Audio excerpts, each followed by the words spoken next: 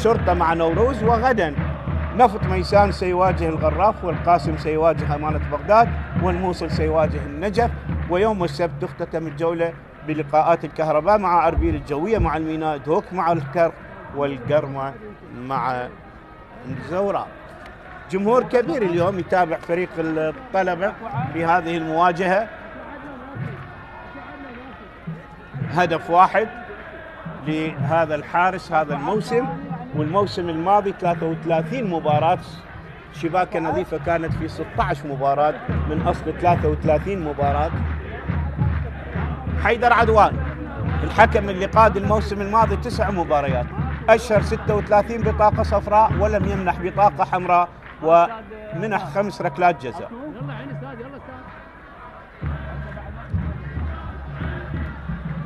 ما زلنا وإياكم ننتظر انطلاق صافرة حكم اللقاء السيد حيدر عدوان لتعلن بداية أحداث شوط المباراة الأول.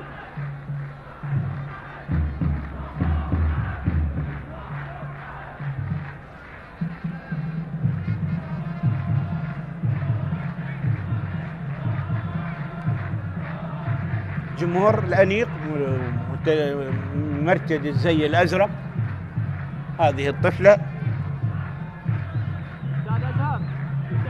كبار صغار عوائل في ملاعبنا لتؤازر أنديتنا هذا الموسم. نتمنى أن يكون موسما مميزا يختلف عن المواسم السابقة.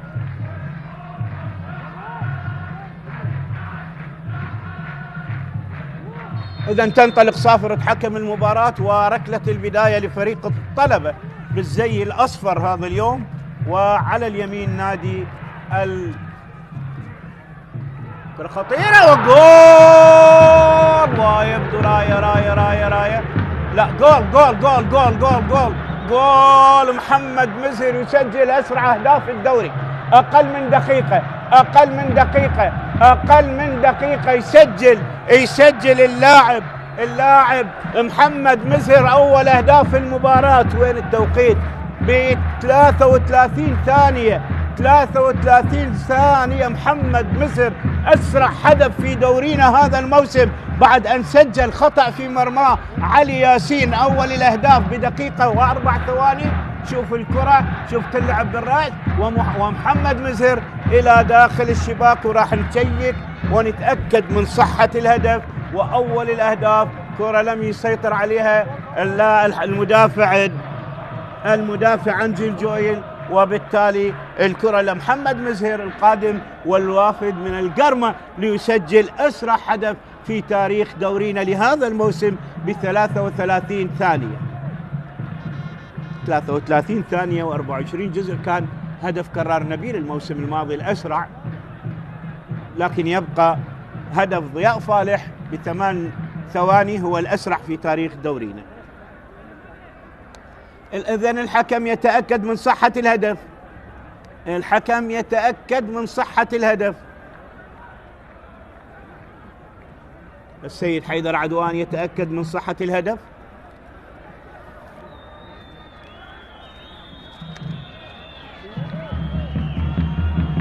سالم عامر في غرفة الفار.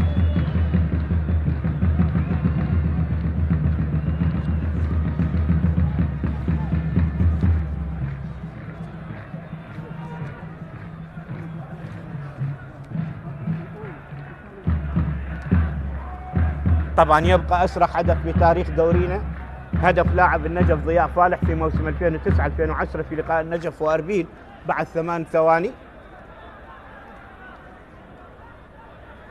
أهداف سريعة عديدة سجلت في دورينا.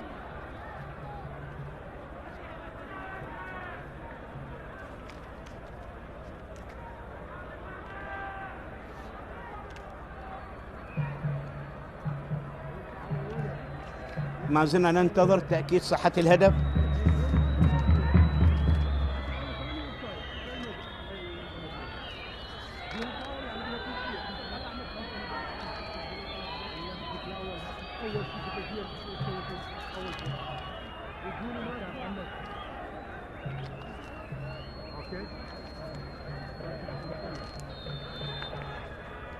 إذن حالة تسلل والهدف يلغى. ركلة حرة غير مباشرة. يتصدر أربيل الترتيب ب6 نقاط، ثم الغراف ب6 نقاط، ثم ديالى ب6 نقاط، والقرمة ب6 نقاط. كرة ملعوبة، محاولة اللعب لستار، ستار ياسين، رمية جانبية لمصلحة نادي النفط. هذا إبراهيم غازي لعب 6 مباريات و9 بديل مع دهوك، والوافد من دهوك 3 أهداف في الموسم الماضي. أهدر ركلة جزاء أمام نفط البصرة. كرة عادت حسين عامر، تعود الكرة إلى دينيس نداسي، تذهب الكرة إلى مصطفى محمد معن. مصطفى محمد معن الوافد من نادي النجف، كرة طويلة إلى حارس المرمى حسين علي جولي. هذا سيف رشيد الوافد من القاسم، لاعب مميز ينتظر مستقبل كبير. سجل الموسم الماضي 15 هدف. كرة مقطوعة إلى خطأ، وليد كريم يشكو من إصابة.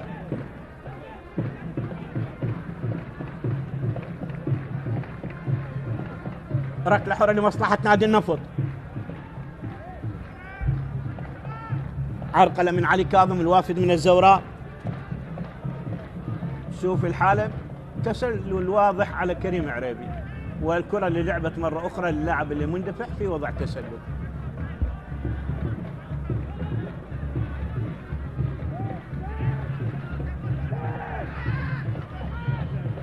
سريع الكرة إلى وليد كريم، تنقطع من أمامه. برافو علي كاظم.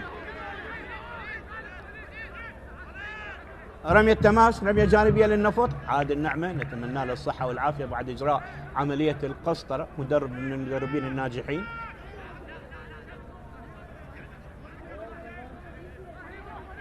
رمية تماس سيف كريم الوافد من الحدود على التنفيذ.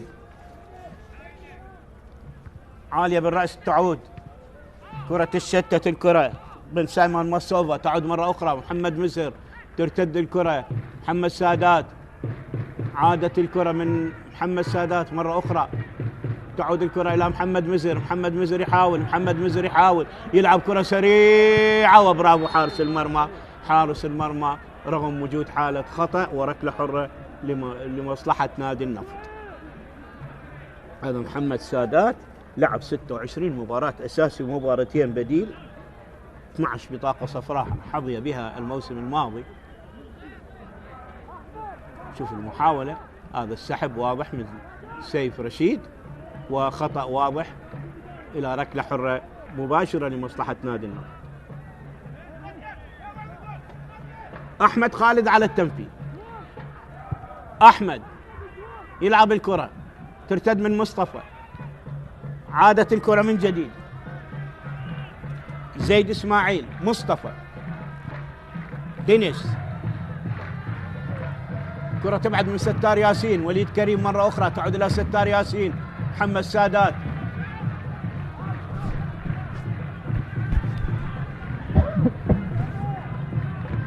أخطاء كثيرة من انطلاق الدقائق الأولى من عمر المباراة. نلعب دقيقة 7 والتعادل قائم بدون أهداف. هدف كان ملغي للطلبة مبكرا بعد 33 ثانية بداية التسلل. هذا زيد إسماعيل، وحركة لعب جميلة. وهنا المدرب طلال البلوشي قاد الموسم الماضي زاخو في 30 مباريات، حصد 53 نقطة وقدم استقالته. كرة ركلة مرمى الآن، كرة لعبت حسين عمار، تعود إلى حسين علي جولي. أنجل جويل، أحمد خالد،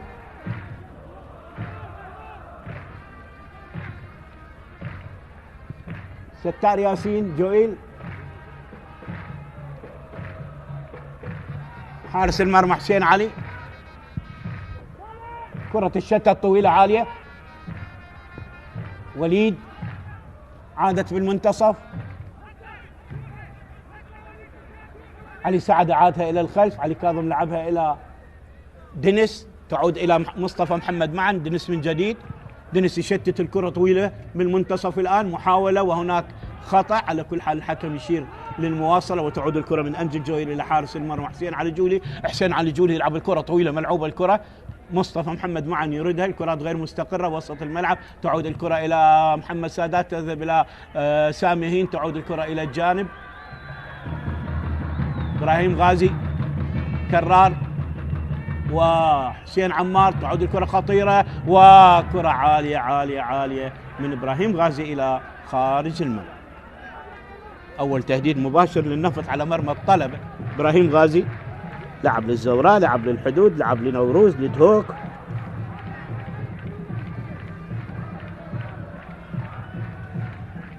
ثلاث أهداف الموسم الماضي. كرة طويلة ملعوبة الآن. شوف فريق الطلبة ده يعتمد على الكرات الطويلة في العمق. تبعد من سيف كريم، عادت مرة أخرى إبراهيم غازي، زيد سريع على ماسوفا، وكرة الشتت. أو آخر من سجل في شباك النفط هو ماسوفا، آخر من سجل في شباك النفط هو ماسوفا. 1-0 الموسم الماضي ذهابا، والتعادل إيابا بدون أهداف. كرة عادت، علي سعد القادم من الغراف، دينيس. شوف يعني احنا نلعب 10 دقائق، فريق نادي الطلبة يعتمد على الكرات الطويلة، وكرة تبعد من سيف رشيد، عادت الكرة محاولة إلى محمد عدنان، محمد عدنان قادم من القرمة، تعود الكرة زيد، محمد مزير، خطأ، تمركز سليم لحكم المباراة، ركلة حرة لمصلحة الطلبة.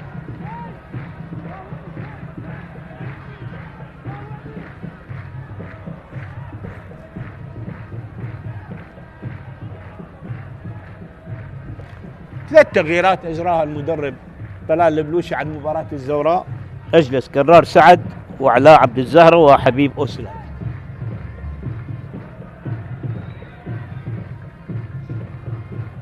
كرة إلى الجانب كريم عرابي، محمد سادات إلى الخارج، رمية جانبية لمصلحة الطلبة. هذا هو علي سعد لاعب الغراف السابق، وجوه شابة نشاهدها بدورينا.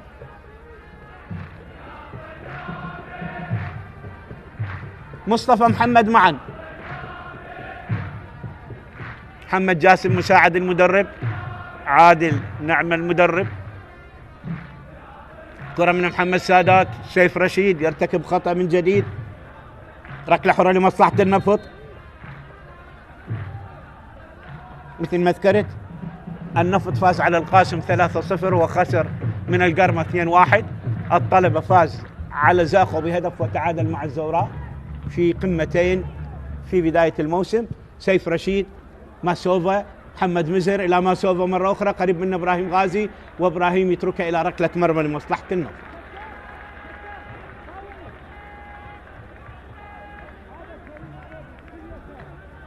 جويل تشوفو، أنجل جويل تشوفو،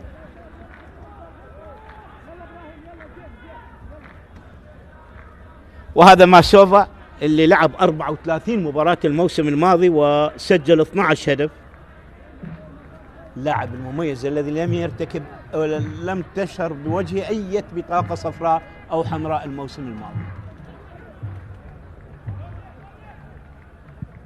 تلعب الكرة إبراهيم غازي، وليد كريم، وليد، كرة مقطوعة، محمد سادات، إبراهيم، ستار ياسين إبراهيم مرة أخرى، ستار إلى وليد، وكرة أبعدت من علي كاظم. برافو علي إلى رمية جانبية لمصلحة النفط. 12 دقيقة ونلعب دقيقة 13 من عمر المواجهة. تعادل سلبي قائم ما بين النفط والطلبة. أكثر من 8 مواسم لهذا اللاعب مع فريق النفط، قادما من نفط الوسط. كرة إلى إبراهيم غازي، إبراهيم، تعود الكرة إلى سامي هين، عالية، محمد عدنان، والكرة إلى ركلة مرمى. بالسلامة لمحمد عدنان، 6 أهداف الموسم الماضي، لعب 20 مباراة أساسي و14 مباراة بديل، قادم من القرمة. شوف بالإعادة محمد عدنان لم يكن بوضع تسلل، وعلى كل حال هذا تقدير الحكم إذا كان هناك لعب خطر.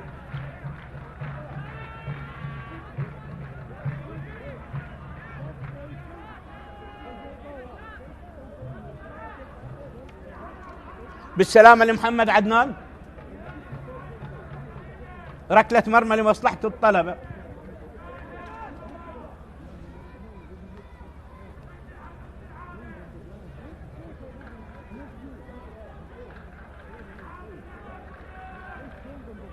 كرار أمامنا بالصورة.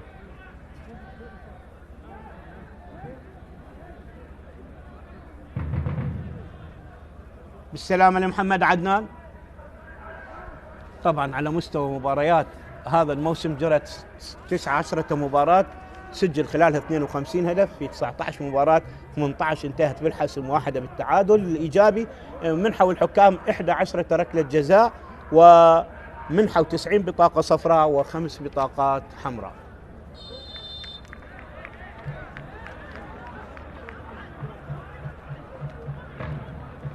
ركلة مرمى لمصلحة نادي الطلبة.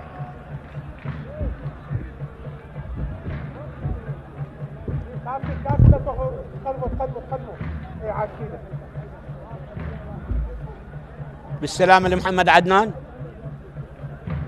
تشيكينج بنالتي.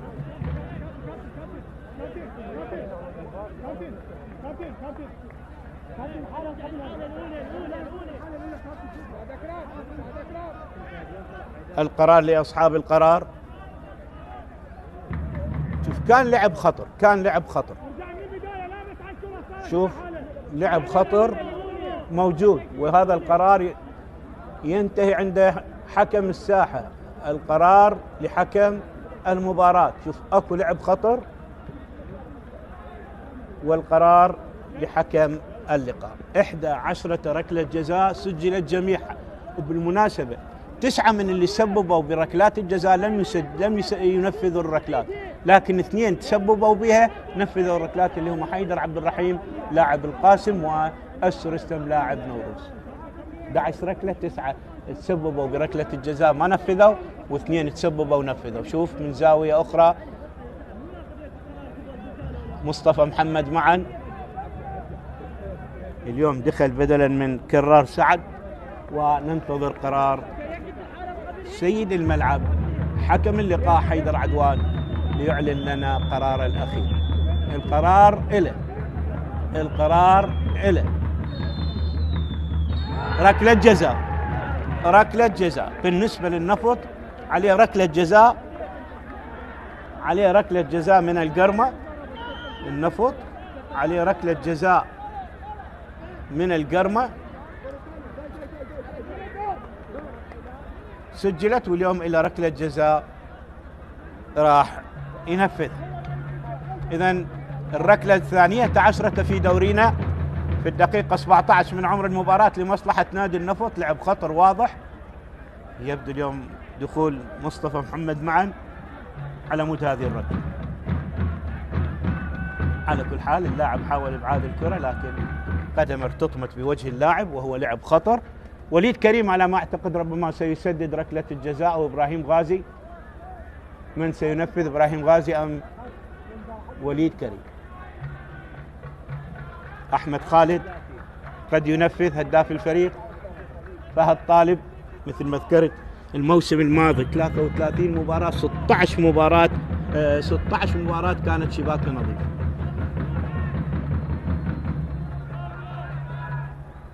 إذن أحمد خالد 6 أهداف الموسم الماضي، 30 مباراة، 1 بديل، 14 بطاقة صفراء، و6 أهداف الموسم الماضي. أحمد خالد على التنفيذ، أحمد خالد على التنفيذ، وركلة جزاء لمصلحة نادي النفط. أحمد يتقدم، أحمد يتقدم، قدم أحمد، قدام وبرافو، برافو يا فهد. أول ركلة جزاء يخطأ لاعب في تنفيذ هذا الموسم، أول ركلة جزاء يخطأ لاعب في تنفيذ هذا الموسم هو أحمد خالد. أول ركلة جزاء يخطأ لاعب بتنفيذه هو أحمد خالد بالدقيقة 18 من عمر المباراة.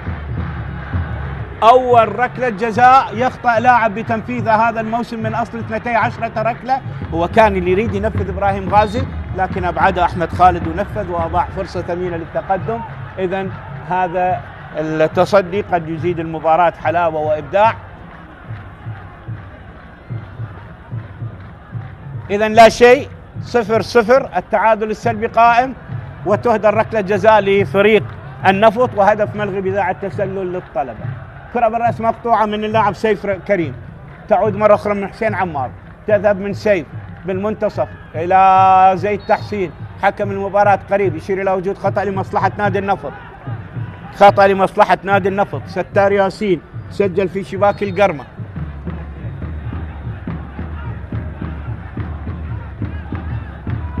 أحمد خالد على التنفيذ. أخطاء كثيرة شاهدناها خلال 19 دقيقة الماضية. محمد سادات، سامي هين، كرار شعد، محمد عدنان، مقطوع الكرة إلى محمد مزر. شوف كل الاعتماد على الكرات الطويلة وسرعة الأطراف، سرعة الأطراف. كريم عريبي ومحمد سايمون ماسوفا. أنجل تشوفا، دينيس، مرة أخرى دينيس، كرة مقطوعة على رمي جانبية لمصلحة النفط.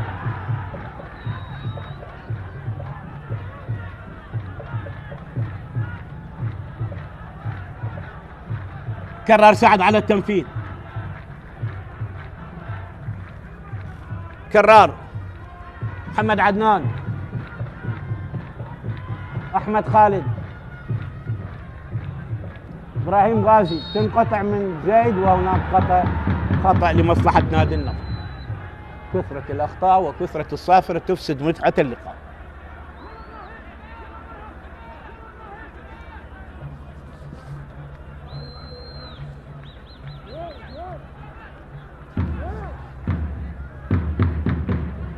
زيد إسماعيل سجل في شباك زاخو هدف المباراة الوحيد. ركلة حرة لمصلحة نادي النفط. 21 دقيقة من عمر المباراة، تعادل سلبي، مباراة جيدة سريعة.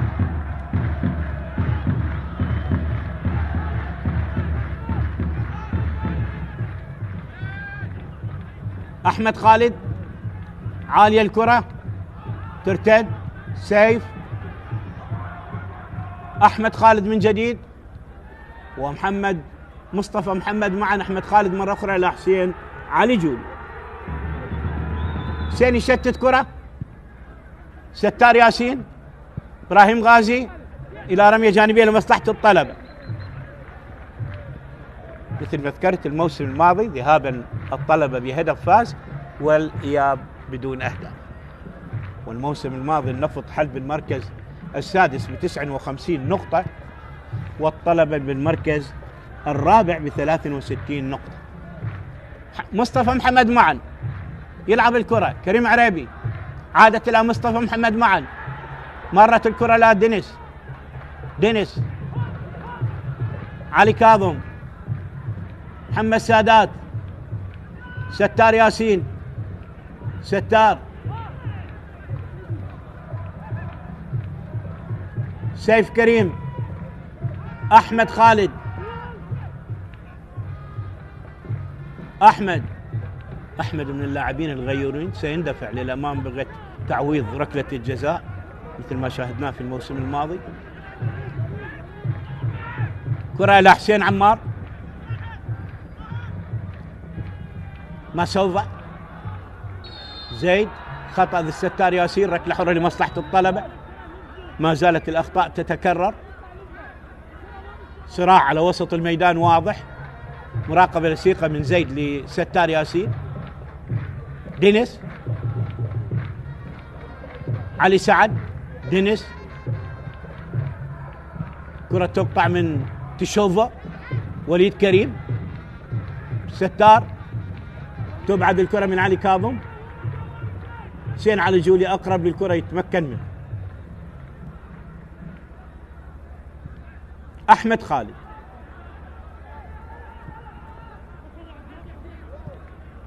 حسين عمار، حسين عمار مرة أخرى طويلة لمسوفا، سيف، رمية جانبية لمصلحة نادي النفط، سيف كريم على التنفيذ.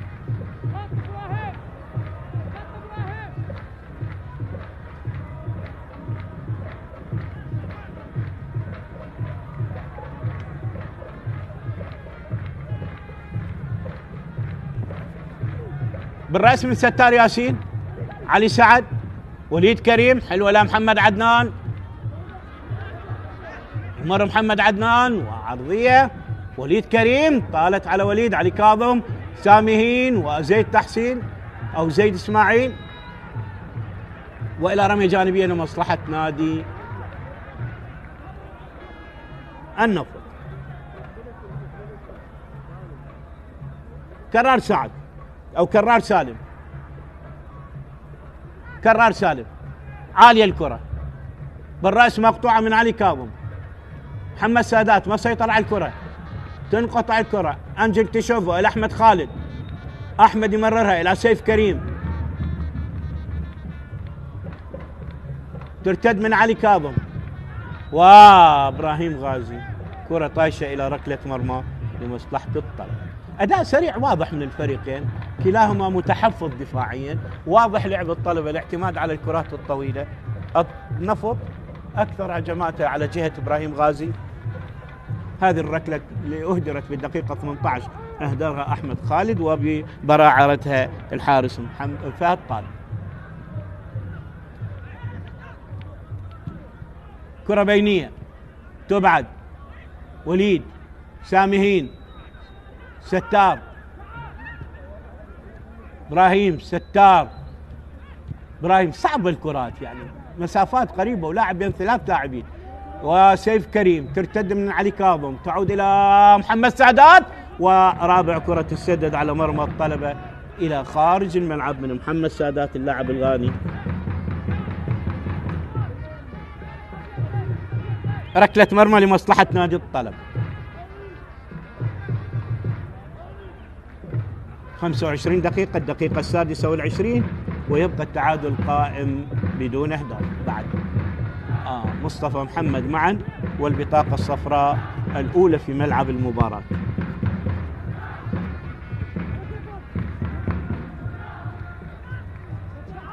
طبعا الطلبة عندهم 8 بطاقات صفراء هذا الموسم، وهذا البطاقة التاسعة، عندنا 90 بطاقة صفراء و5 حمراء.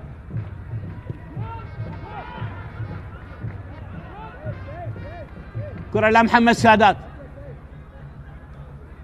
سامي، محمد عدنان، سدد من بعيد، وبرافو فهد يتمكن من الكرة.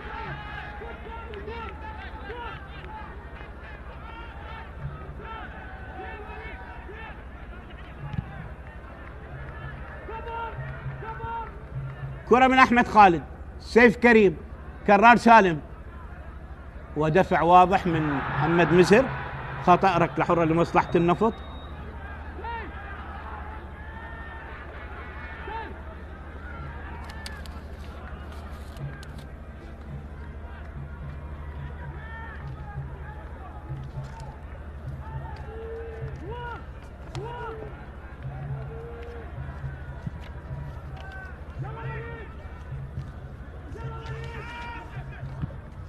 كرة اللعب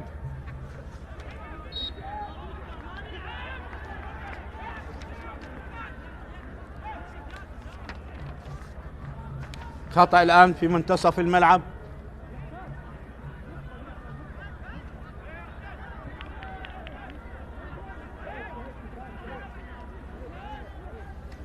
أول مواجهة جمعت الفريقين موسم 85 86 3-1 للطلبة، وأول لاعب سجل للطلبة علي حسين هدفين، وهلال بهاء الدين للنفط من ركلة جزاء. كرة لسيف، تبعد الكرة الآن إلى زيد. زيد يلعب كرة طويلة إلى محمد مزر، طالت على محمد مزر إلى رمية تماس لمصلحة نادي النفط. بدأ رتم المباراة يتراجع، بداية كانت سريعة الآن بدأ التراجع واضح. كرار سالم على التنفيذ، كرار سالم على التنفيذ.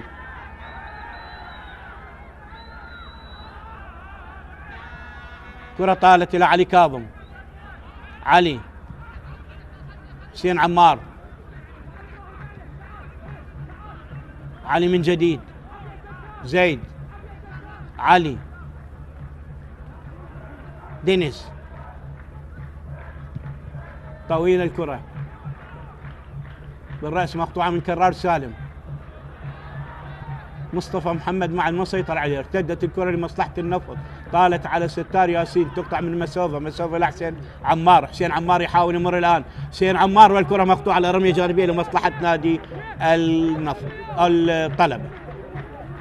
إبراهيم غازي دا يؤدي مباراة جيدة، كان يمني نفسه أن يسدد وينفذ الركلة، لكن أحمد خالد نفذ وأخطأ. مصطفى محمد معنا إلى دينيس، دينيس يعيدها إلى فهد طالب القائد، تعود مرة أخرى الكرة إلى علي كاظم، علي يلعب كرة طويلة، أحمد خالد بالرأس، كريم عريبي يلعبها بينية ترتد، سيف رشيد وبرافو حسين علي جولي. كرة تلعب من سيف رشيد، يتمكن من الحارس حسين علي جولي.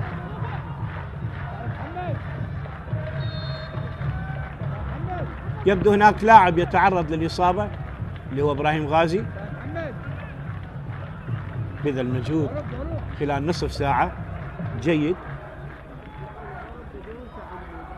بالسلامة إن شاء الله، بالسلامة إن شاء الله.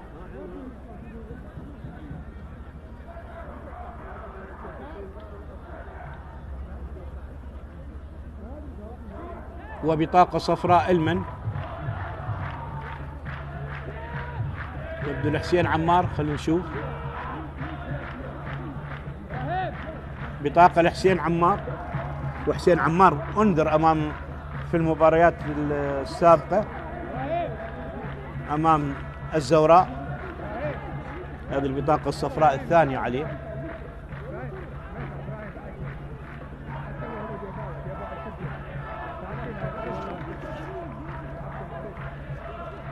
نهض إبراهيم،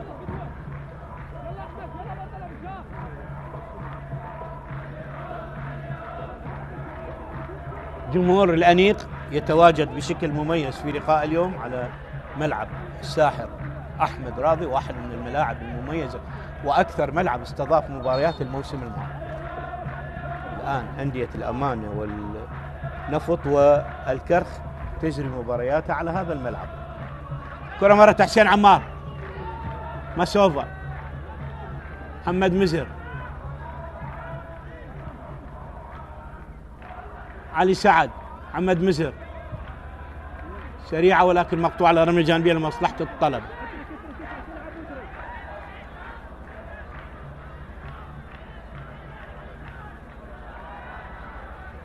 تلعب من مصطفى محمد معا، كريم عريبي لاعب الجزائري، ترتد من سامهين، سامهين يلعبها الى محمد عاد الى وليد كريم، ترتد الكرة الى كرار سالم، طالت على ستار ياسين، تعود الكرة مرة أخرى إلى حسين عمار، حسين عمار، محمد سادات، وإلى رمية جانبية لمصلحة نادي الطلبة.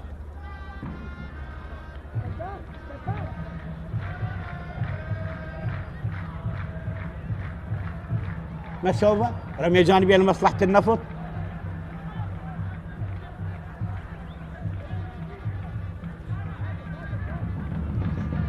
سيف كريم على التنفيذ الآن،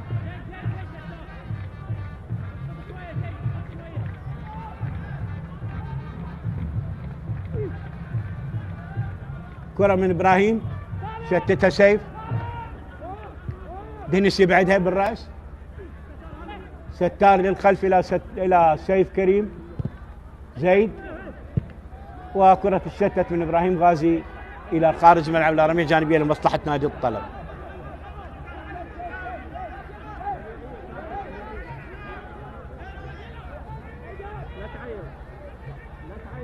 حسين عمار، رمية جانبية للطلبة. واضح المراقبة اللصيقة وتضييق المساحات.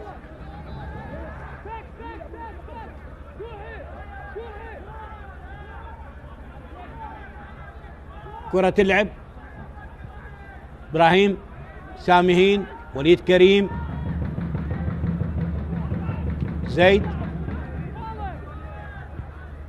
مسوفة، مراقبة لصيقة من سيف كريم، محمد مزهر، مرت الكرة إلى الجانب إلى كريم عريبي من الجهة البعيدة، وبرافو مقطوعة من كرار سالم إلى رمية جانبية لمصلحة الطلب.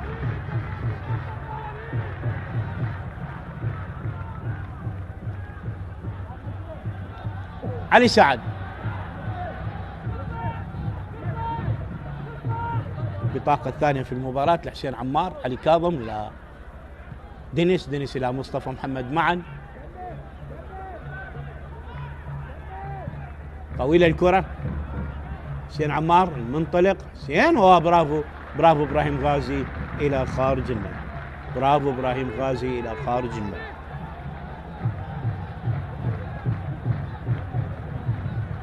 10 دقائق تفصلنا على نهاية أحداث شوط المباراة الأول والتعادل السلبي قائم. هدف ملغي بداعي التسلل في الثانية 33 للطلبة، وركلة جزاء أهدرت من أحمد خالد للنفط في الدقيقة 18. ركنية لمصلحة الطلبة.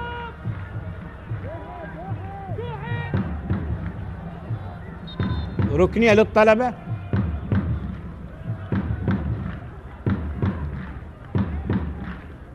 دائما بالركنيات يصير مراقبة مان تو مان، وبالتالي يكون احتكاك وتلاحم، وبالتالي الحكم يحاول أن يتدخل. حسين عمار يلعبها، وبرافو يا حسين.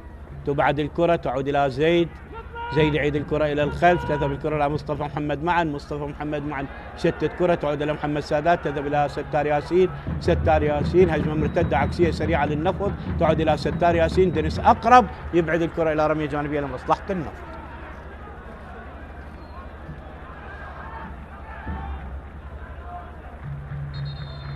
تغيير رمية، يعيد الكرة إلى المكان اللي خرجت منه الكرة. كرار سالم على التنفيذ.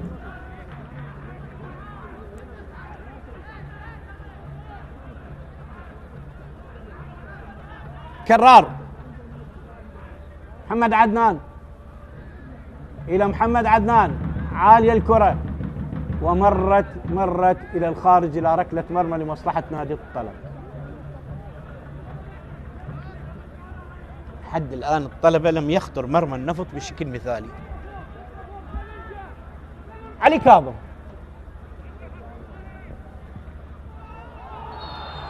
خطأ الآن لمصلحة نادي الطلبة. سيف رشيد يتعرض إلى إعثار، وكثرة الأخطاء ومعها تفسد متعة اللقاء.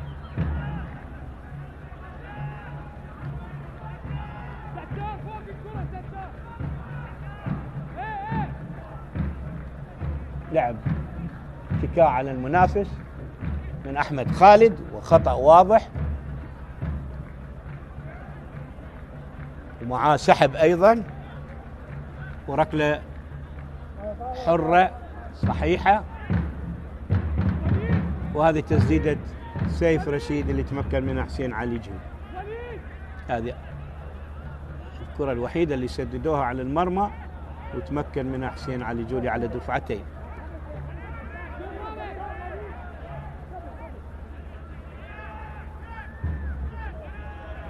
حسين عمار على التنفيذ. 8 دقائق تفصلنا على نهاية أحداث شوط المباراة الأول.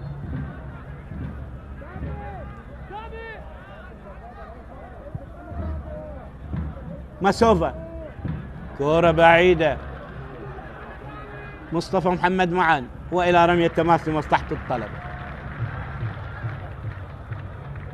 محمد مسر، دينيس أو علي كاظم، حسين عمار، سريع الكرة،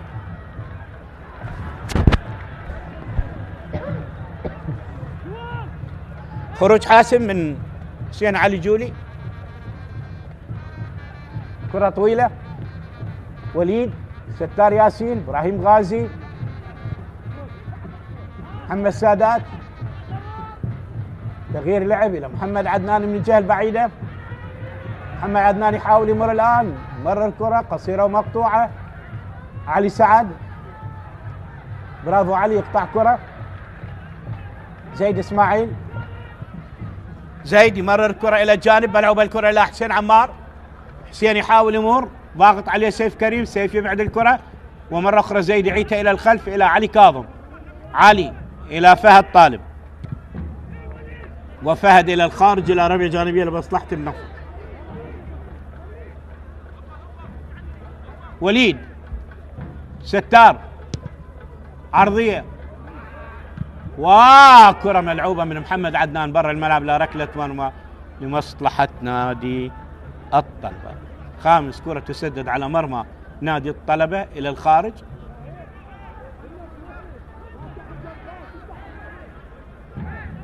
فهد طالب، علي كاظم، طويلة الكرة من علي. سيف،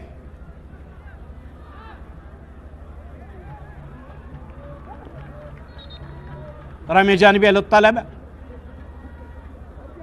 أبدع الموسم الماضي، سجل هدفين على الزوراء، سجل 15 هدف مع القاسم. كرة إلى كريم عريبي. كريم، عادت إلى علي سعد. دينيس، مرر إلى مصطفى محمد معا، إلى محمد، إلى زيد. علي كاظم، طويلة الكرة. حسين عمار، شوف الإسناد اليوم، كرة بالخطأ. محمد مزهر، عالية الكرة وتسديد. الله، حلوة من مصطفى محمد معا، ترتطم بالعارضة وينقذ مرمى النفط من كرة خطيرة كان ممكن أن تكون أول الأهداف. شوف على الطاير، استقبلها ولعبها بذكاء، والعارضة تنقذ مرمى النفط من كرة هدف أول للطلبة. العارضة تنقذ مرمى النفط من كرة هدف أول للطلبة بكرة على الطاير يستقبلها مصطفى محمد معا، ولكن لم يكن محظوظ. ولكن نادي النفط كان أوفر حظا بأن تنقذ العارضة مرماه من إصابة أكيدة. كنت أتحدث عن إبراهيم غازي والربط بينه وبين الظهير سيف كريم، وإسناد كبير من إبراهيم غازي للظهير سيف كريم.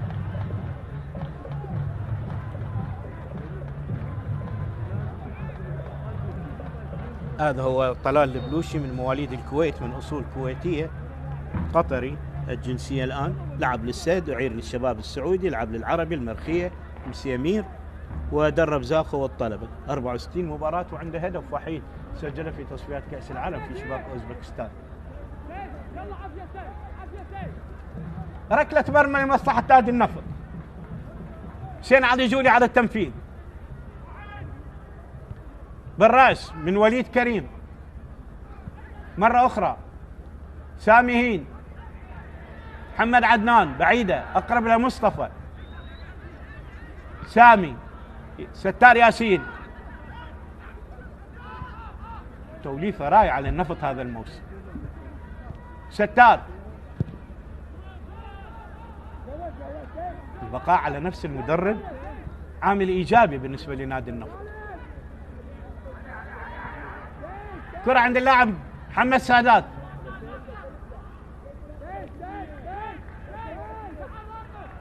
محمد مزهر، علي سعد،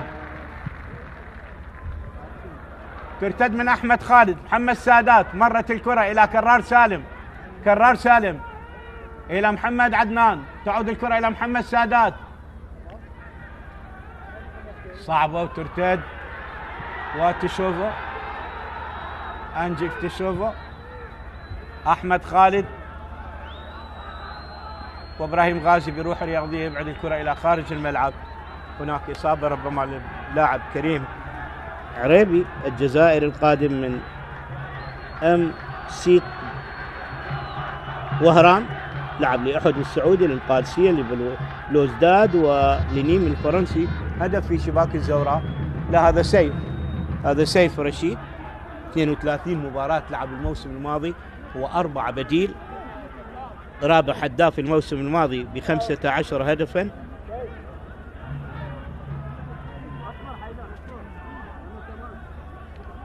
بجانب من الجمهور الطلابي اللي آزر الفريق.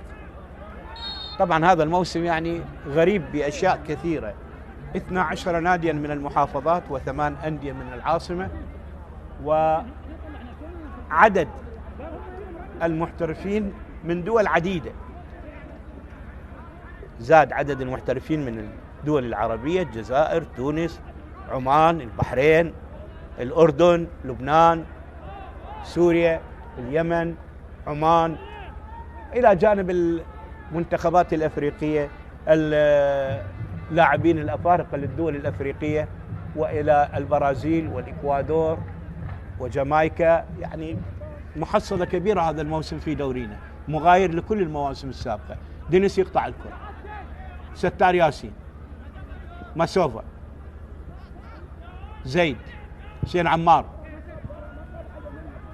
سيف، برافو سيف، يمر، حاول يمر، ضغط عليه سيف كريم، ويبدو خطأ. آخر لحظات من الوقت الرسمي لشوط المباراة الأول، قد نشاهد 3 إلى 4 دقائق وقت بدل ضائع.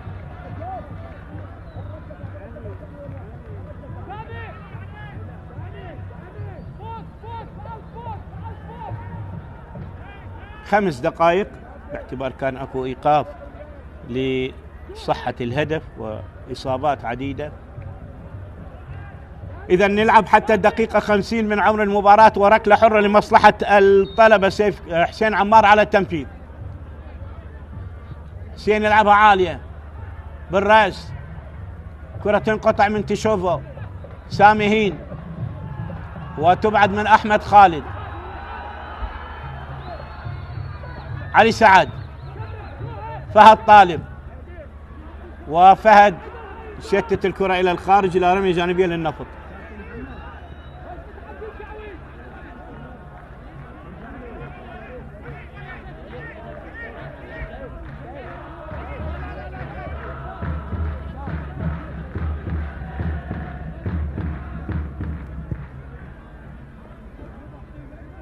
كرة بروح رياضية تعود إلى فهد طالب بعد إصابة اللاعب زيد اسماعيل من قبل سامي هين. دينيس نيجوي،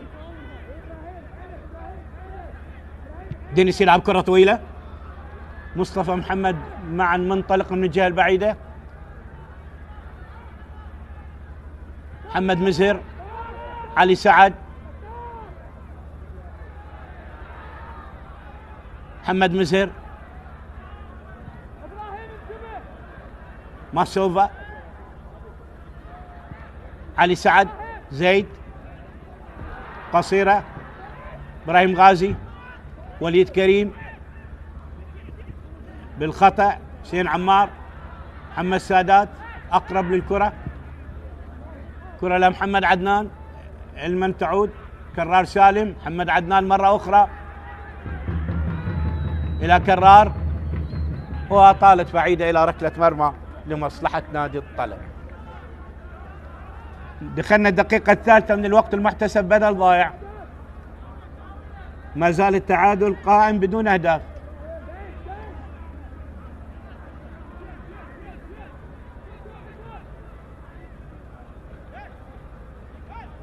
هناك مباراة تجري في نفس الوقت، ديالى وزاخو، وستعقبها مباراة الشرطة ونوروز. كرة تنقطع، محمد سادات، محمد عدنان، وليد،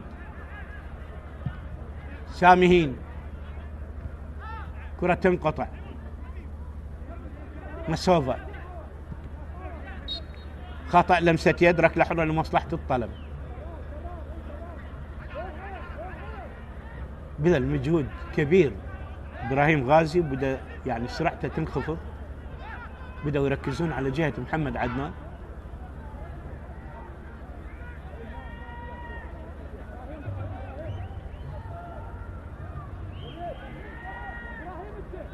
كريم عريبي أمامنا بالصورة. كرة مقطوعة على رمية جانبية لمصلحة نادي الطلبة.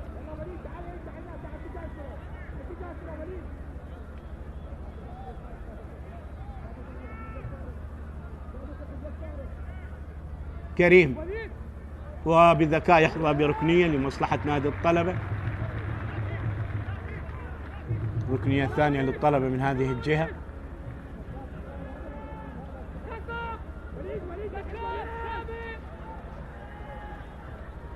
ثانية ركنية للطلبة. راح ندخل الدقيقة الأخيرة من الوقت المحتسب بدل ضايع.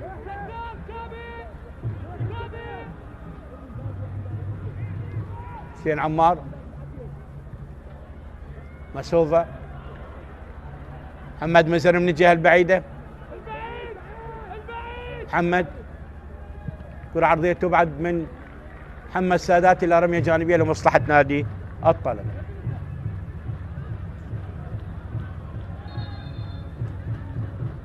آخر دقيقة من الوقت المحتسب بدل ضايع. مصطفى محمد معا على التنفيذ.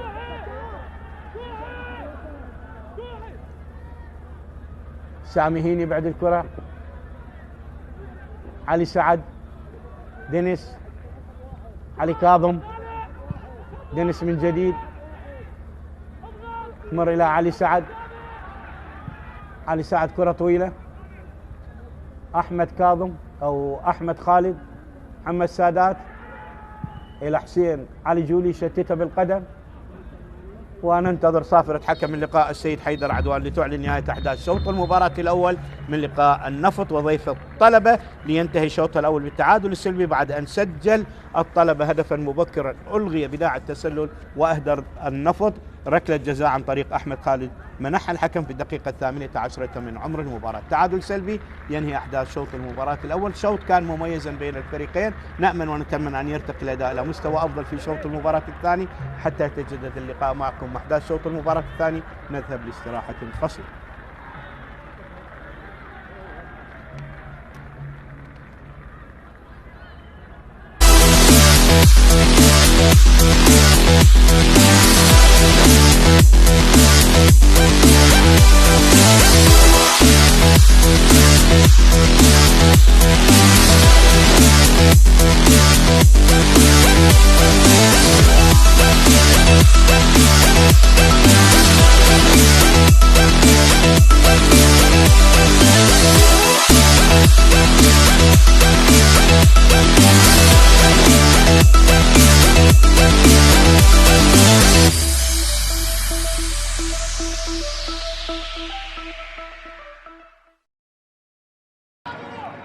أربعة مخالفات نادي النجم مقابل المخالفتين. خطير،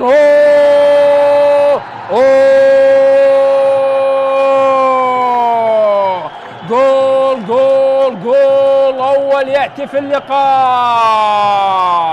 ثامر الصالحي يسجل هدف الأول في هذه المباراة، اهتزت شباك النجف.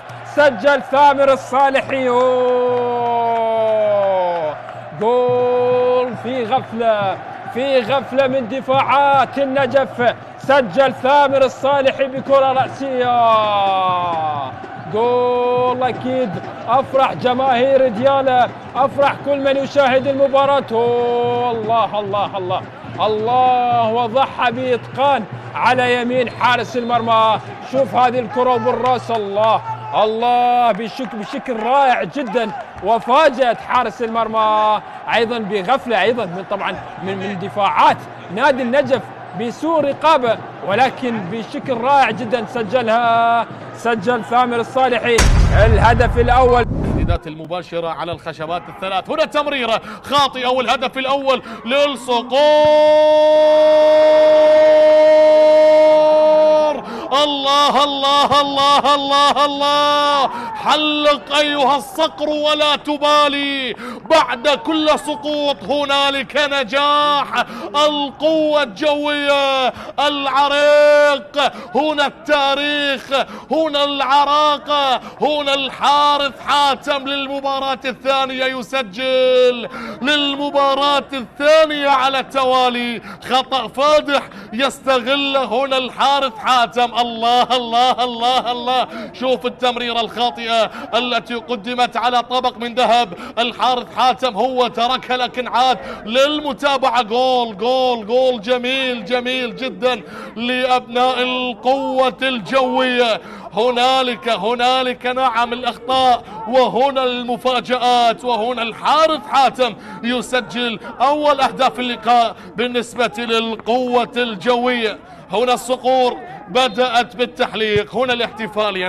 نعم الحارث حاتم يجب الاحتجاج. المدرب هو من يمتلك الصلاحية الكاملة. وهنا أمجد عطوان. الله الله الله الله الله، هذه الأهداف وإلا فلا. أمجد عطوان عاد من الحرمان ليسجل هدف عالمي عالمي عالمي عالمي لأبناء الخابور. يعرفون طريق المرمى جيدا، وأن لم يحالفهم الحظ في الجولة الأولى فاعتبروها هنا الجولة الأولى. أمجد يا أمجد، أمجد يا أمجد، الله عليك يا أمجد. قدم يمينية قوية قوية باغتت حارس المرمى محمد صالح، وبذلك هدف التعديل. هدف التعديل. أبناء الخابور حتى وإن غابت جماهيره فهم على قدر المسؤولية، وهذا ما ترجم أمجد عطوان وسجل هدف ولا أروع في مباراة الأولى بعد العودة من الحرمان. ديبوتي يتركها الآن. الله الله الله الله الله الله الله الله، جول اليمني من اليمن السعيد ناصر محمدو يسجل ثاني الأهداف ويقلب الطاولة على القوة الجوية. الله الله الله الله، سيمفونية تعزف بأقدام لاعبين أبناء الخابور. هدف يدرس، هدف جميل. تمريرة محمد علي عبود التغيير الناجح، تمريرة ولا أروع لمحمد ياتارا. قال له تفضل سجل لناصر محمدو، وهدف ثاني. شوف هل هنالك راية، هل هنالك تسلل؟ ننتظر ونشاهد. تمريرة ذكية ولا أروع، لم يكن أنانيا محمد ياتارا، وناصر محمدو يسجل الثاني. شوف التغييرات ماذا صنعت، ماذا قدمت يا وسام رزق. هي بدأت من محمد علي عبود الذي شارك قبل دقائق، وانتهت بالبديل الآخر آفاني وهاندرين، وبعد الانتقال إلى زاخو ودهوك. الله،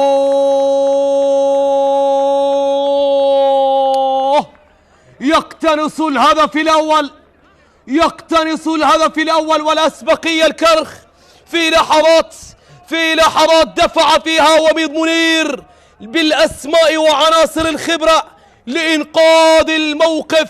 يعطي الأسبقية اللاعب من هناك محمد، يقتنص محمد خالد كوفي أمام فريق السابق في كرة لم تكن على البال والحسبان. نعم، حتى أنا شخصيا توقعت بأن هناك اللاعب دينيس جيمبيزي هو الذي سيتابعها، هو الذي سيلتقطها. من هناك يحلق عاليا، يلتقط الهدف الأول والأسبقية.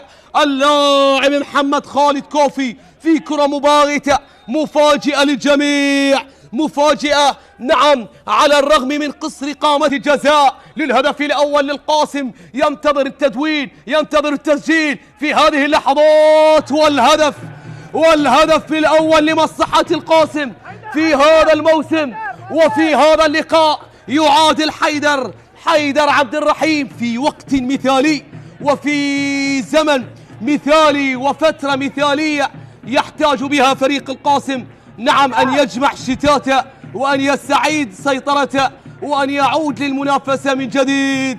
نعم، فريق نادي القاسم يدون هدف التعادل. محمد شاكر في جهة وكرة حيدر كرة التعديل في جهة أخرى. يدون القاسم هدف التعادل. نعم، وهذه النظيفة أمام نادي النفط. الله، والثاني الغلفار هدف أول، وعاد من هناك للتسجيل. حيدر يسجل، حيدر يظهر، حيدر يدون، ولكن الفار أيضا ربما له رأي آخر.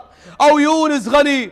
يونس نعم غني، ولكن حيدر ويونس، وفي النهاية هو هدف أصفر. نعم في كرة أيضا مباغتة وقريبة أيضا تقريبا شبيهة بكرة الهدف الأول. من هناك الارتقاء أيضا، هل سيحسب ليونس غني أم لامسها اللاعب محمد خالد كوفي نعم يجهز على آمال فريق السابق.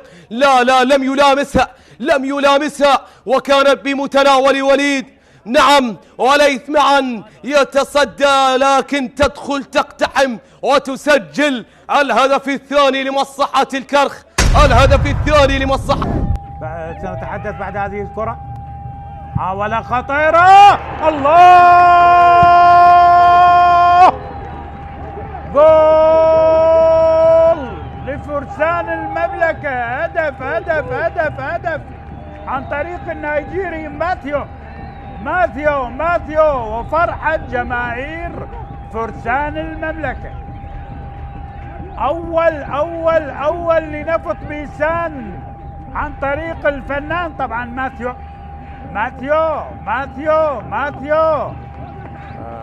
يفتتح التسجيل لفرسان المملكة.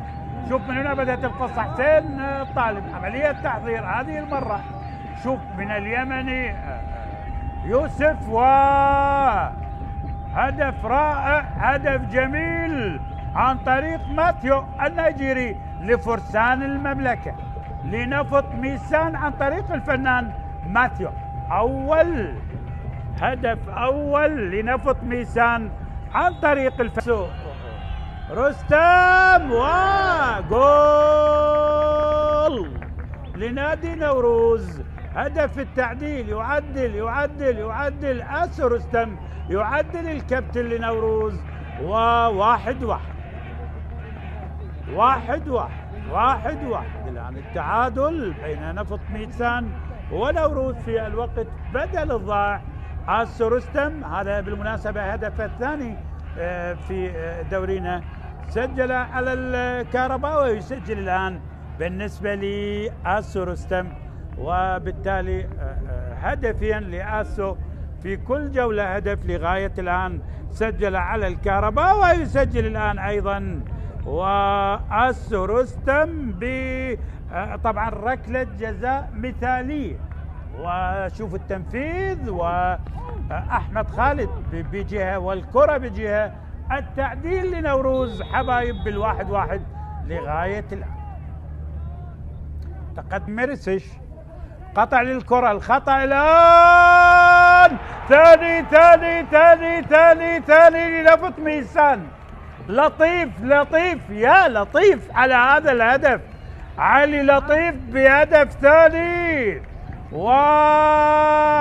ولفرسان المملكة بخطأ من المدافعين، وبالتالي هدف ثاني لفرسان المملكة عن طريق علي لطيف. 2-1 أصبحت. شوف الخطأ هنا من اللاعب كريستيان توتيتش أو الفرنسي باتينا، تأخر، وبالتالي علي لطيف وثاني الأهداف لنفط ميسان. لاحظ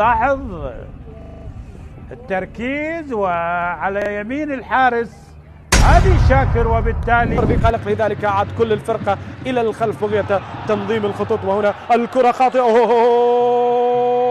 يا قابيل الله يا قابيل. الإمبراطور هنا يظهر من جديد بالوجه الجديد بالشكل الجديد. أربيل يضرب من جديد، ومصطفى قابيل بعد خطأ لا يغتفر من المدافعين يكسر كل الخطوط، يسجل من جديد ويظهر من جديد ويضيف هدفا جديدا لأربيل. فرحة في القلعة، فرحة في كل مكان في صلاح الدين، في كل أماكن أربيل. يأتي أربيل ليسجل الهدف، والجنرال هنا على عكس المسرى، على عكس الاتجاه. ظننا أن الجميع في مناطقهم، ولكن هذا الرجل اختبأ في مناطق الميناء، أخذ كرة من المدافعين.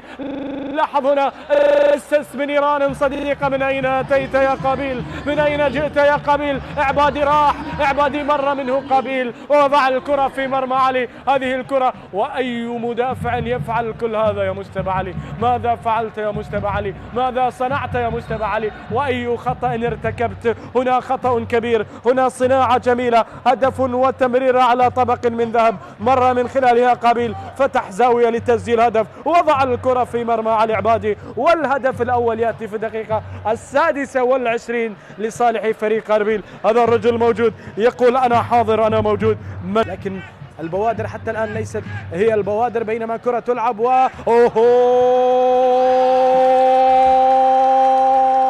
للثانية لعيب، للثانية حريف، للثانية ممتع، للثانية مستقبل الهجوم، يسجل الهدف الثاني ويلمع بين النجوم في سماء البصرة. الهوليري الأربيلي المعروف مصطفى قابيل يسرق كرة ثانية من علي عبادي، والمصائب على لؤي صلاح لا تأتي فرادا. استمتع في لعبة البلاي ستيشن وسجل الأهداف على الطريقة الجميلة. الجنرال عمل العمايل، الجنرال يعمل انتفاضة هنا، يواصل التقدم، وأربيل يسجلون الهدف الثاني. يأتي الهدف الثاني للإمبراطور، كرة ذهبت وانتظروا الجميع. نتحدث عن الدفاعات، هذا عبادي لم يحسم، هذا عبادي لم يمسك، والكرة في المرمى يا عبادي، الكرة في الجول يا علي. لاحظ هنا الكرة التي أتت، الكرة التي لم تأتي مع علي عبادي ولكنها تتبع قابيل، وسجل الهدف الثاني. ثنائية لأربيل، ثنائية لهولير وعلي عبادي. هنا يقطع في مسك الكرة وفي التوقيت من أجل الوصول إلى الكرة، والمصائب لا تأتي فرادا. لقطة استغراب ومن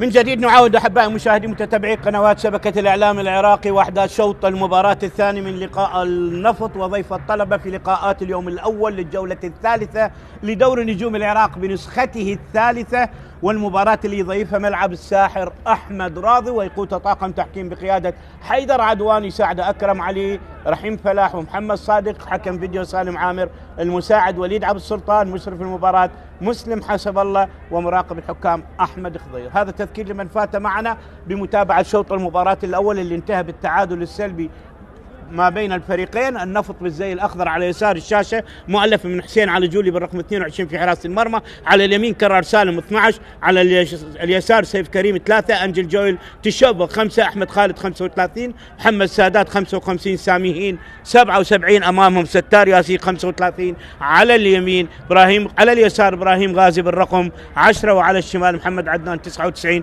وفي المقدمة وليد كريم القائد بالرقم 27.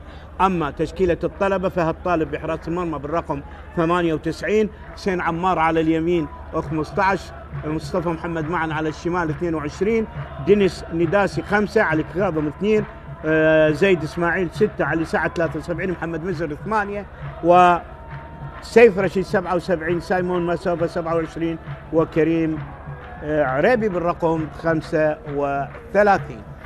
نشوف إذا كان هناك تغيير في تشكيلة الفريقين. يبدو هناك تغيير للطلبة.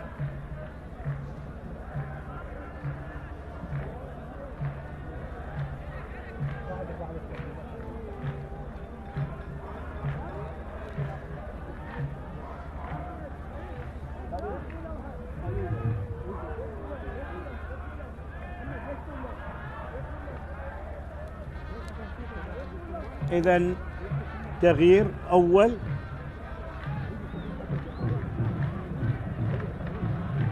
كرار سعد يدخل بدلا من مصطفى محمد معه. كرار سعد يدخل بدلا من مصطفى محمد معه. كرة تلعب طويلة بالرأس مقطوعة.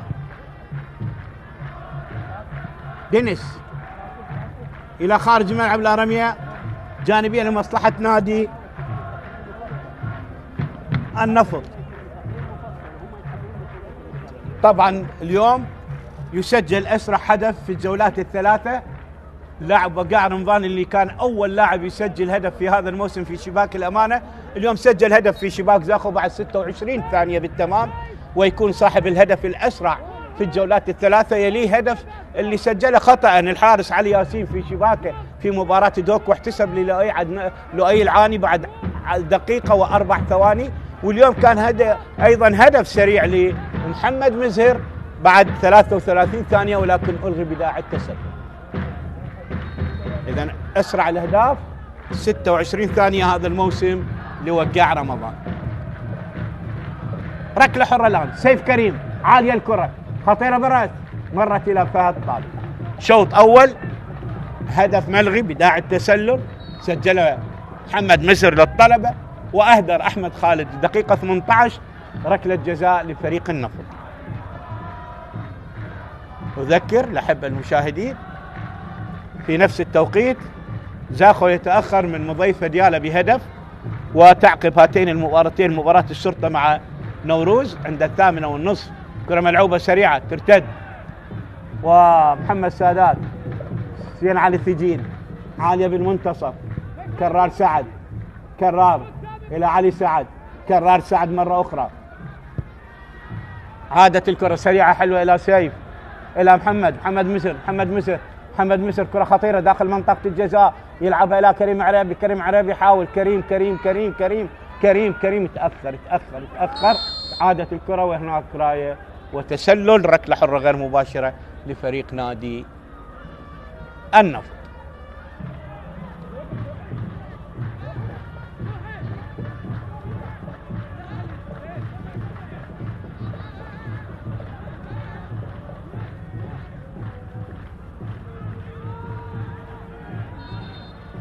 أنجل جوين تشوفه على التنفيذ، ثاني حالة تسلل.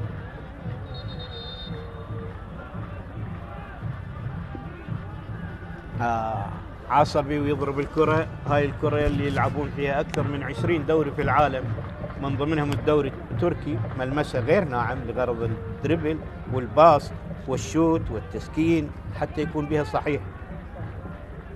هذه الكرة عند مرورها بالهواء تكون بمسار ثابت. طبعا وزنها 420 غرام، مختوم عليها الفيفا. رمية جانبية الآن، كرة بالرأس مقطوعة. دينيس فهد طالب، تلعب الكرة طويلة من فهد طالب بالرأس مقطوعة من جديد من أحمد خالد. مرت الكرة إلى الجانب عند اللاعب حسين عمار، تعود الكرة من جديد وتشوف يعيدها إلى حارس المرمى حسين علي الثجي. حسين علي الثجي يلعب الكرة طويلة بالرأس ملعوبة ترتد. علي كاظم، فهد علي كاظم مرة أخرى. علي كاظم لعب مباراة واحدة أساسي مع الزوراء و3 بديل الموسم الماضي، ما سوف يحاول يمر، ما سوف. برافو تشوفو، أبعد الكرة من أمام ما سوف.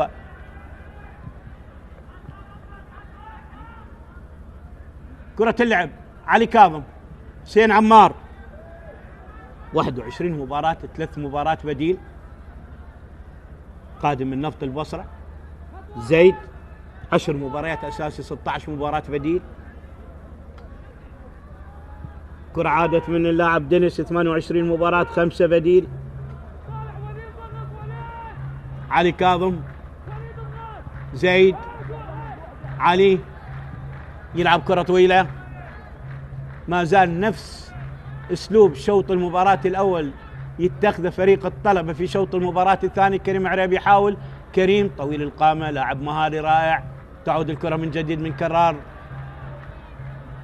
أو من حسين عمار إلى كريم، تقطع الكرة محمد سادات يلعبها إلى وليد تقطع من الكرة، تعود إلى زيد. علي سعد ما سيطر على الكرة، سامي يلعبها، تعود الكرة إلى محمد عدنان من الجهة القريبة. محمد عدنان يسيطر على الكرة، محمد يلعب كرة طويلة خطيرة، هذه خطيرة وطالت إلى ركني. يبدو خطأ احتسب حكم اللقاء ضد إبراهيم غازي. شوف بالإعادة، يبدو خطأ احتسب حكم المباراة ضد إبراهيم غازي. هذا من زاوية أخرى، هي الكرة مست إيد فهد، هل هي ركنية أم؟ على كل حال ركنية احتسب الحكم. محمد عدنان على التنفيذ، ركنية أولى في شوط المباراة الثاني والأولى للنفط في هذا اللقاء. قصيرة ملعوبة، لا الكرات الركنية لكلا الفريقين يستفاد منها اللاعب. كرة تلعب مرة أخرى، كرار عادت إلى حسين عمار، كرة مرت من جديد إلى رمية جانبية لمصلحة الطلبة.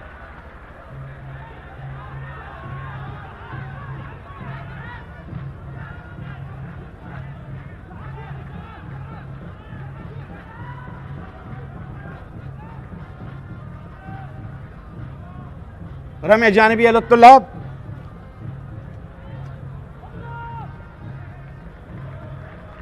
كرة مرت إلى دينيس، كرار، كريم قصيرة وترتد.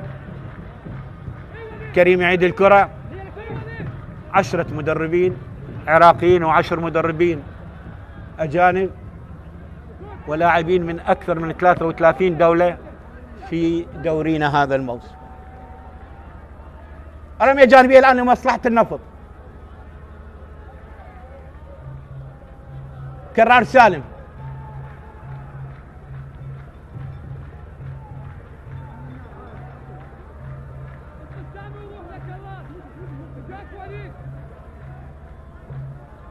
كرار،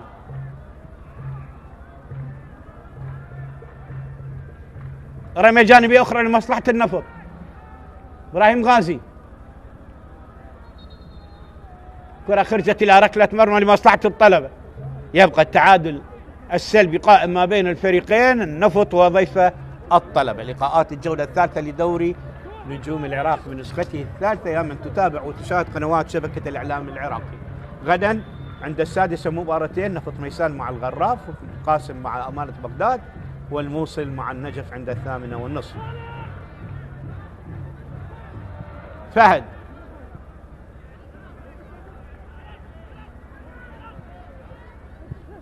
ترتد الكرة، محاولة سيف. مباراة الموصل والنجف مباراة محتمل أن تكون كبيرة وبها جمهور كبير، وتقام عند 8:30 وعلى الرياضية. تلعب الكرة.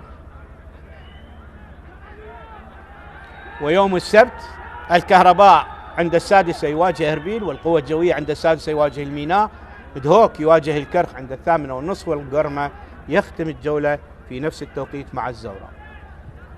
محمد جاسم مساعد عادل نعمة، كرة إلى سيف كريم، ترتد الكرة إلى كريم عرابي. كريم يحاول يلعبها بينية، ما سوف يحاول، كرة خطيرة، سيف جول. أول الأهداف، جول بكرة ملعوبة جميلة، بجملة تكتيكية جميلة تنتهي بأقدام سيف رشيد أمام رقصة هذا اللاعب. سيف رشيد يسجل أول أهداف في المباراة بالدقيقة 54 من عمر اللقاء. خلينا نشوفه بالإعادة. سيف يسجل أول أهداف هذا الموسم بجملة، شوف فرحة لاعبي الطلبة وعشاقهم وأنصارهم في ملعب الساحر أحمد راضي، وجملة تكتيكية وخطأ دفاعي قاتل من لاعبي نادي النفط. شوف كريم لعب الكرة بينية حلوة إلى ماسوفا ارتدت من اللاعب انجل جويل تشوفا إلى السيف اللي واجه المرمى وسددها مباشرة إلى داخل الشباك. شوف كرة من منافس، وبالتالي لعبها سيف إلى داخل الشباك ليحرز أول الأهداف للأنيق. واحد الطلب لا شيء النفض، واحد الطلب لا شيء النفض بأقدام اللاعب سيف رشيد بعد كرة معكوسة من اللاعب أنجيل جويد كشوفو قلب دفاع نادي النفط. واحد مقابل لا شيء. فرحة عشاق وأنصار الأنيق ولاعبي نادي الطلبة بهذا التقدم. العشاق والأنصار يبتهجون يحتفلون بهذا الهدف، وهنا لتدقيق صحة الهدف من عدمه. هذا هو طلال البلوشي اللي مثل ما ذكرت الموسم الماضي 30 مباراة مع زاكو، حصد 53 نقطة وقدم استقالته. عاد النعمة سين كامل مدرب الحراس يتحدث معه. اليوم أيضا اضطرد نال إبراهيم عبد نادر في المباراة السابقة أمام القرمة بعيد عن دكة اللاعبين. حيدر عدوان يتجه إلى سالم عامر لتدقيق صحة الهدف من عدمه. تشيكن جول.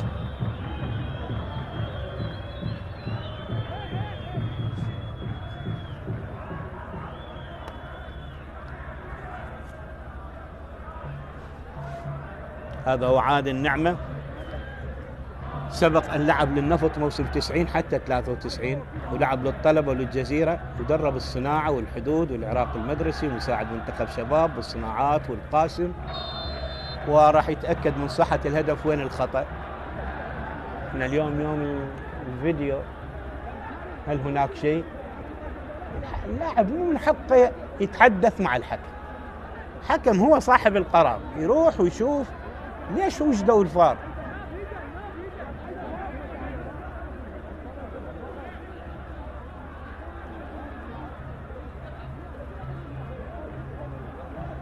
خلينا نشوف وين الإشكال، وين التسلل أو حالة تسلل أو شنو. خلينا نشوف.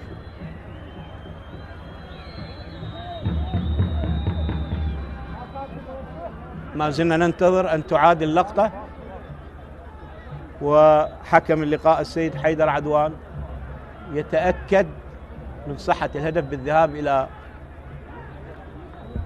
الفيديو.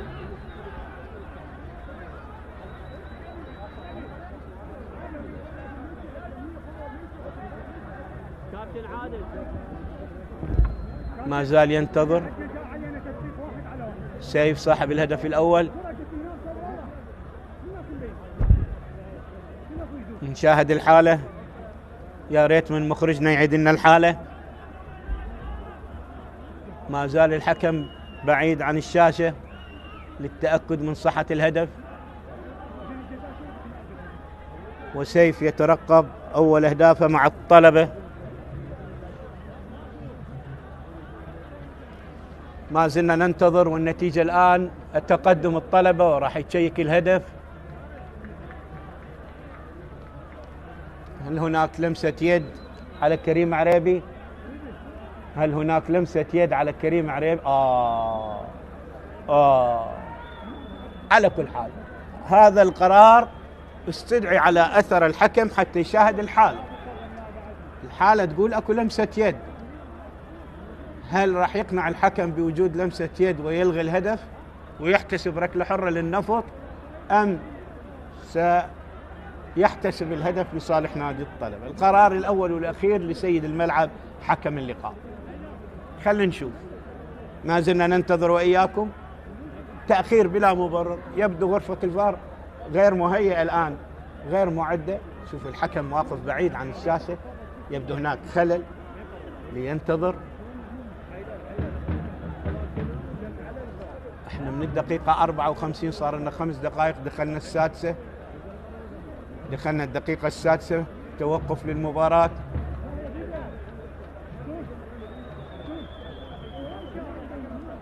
دخلنا الدقيقة السادسة، توقف لتدقيق صحة الهدف. سيف ينتظر أن يبتهج بالهدف. الحارسان سين علي جولي وفهد طالب والكل ينتظر.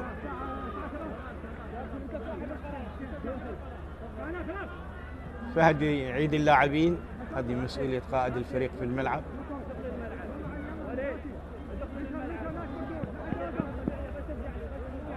الجمهور أيضا يترقب، الجمهور يترقب. بالمناسبة هذه المواجهة رقم 76 في تاريخ مواجهات الفريقين.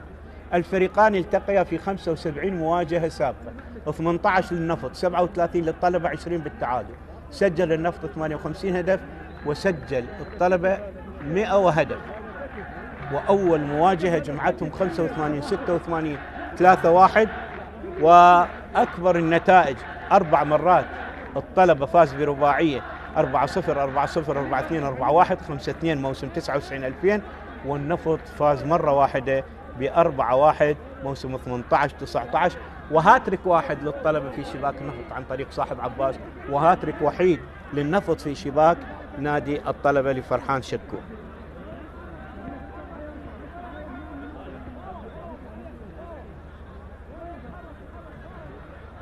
نشوف الحكم، ما الذي يجري؟ لماذا هذا الانتظار؟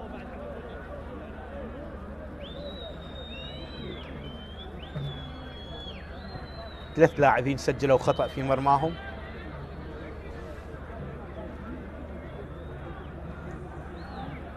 تامر الصالحي لعب دياله لمصلحة الأمانة. علي ياسين حارس مرمى هوك، وأحمد زيرو حارس لاعب أربيل للنجف.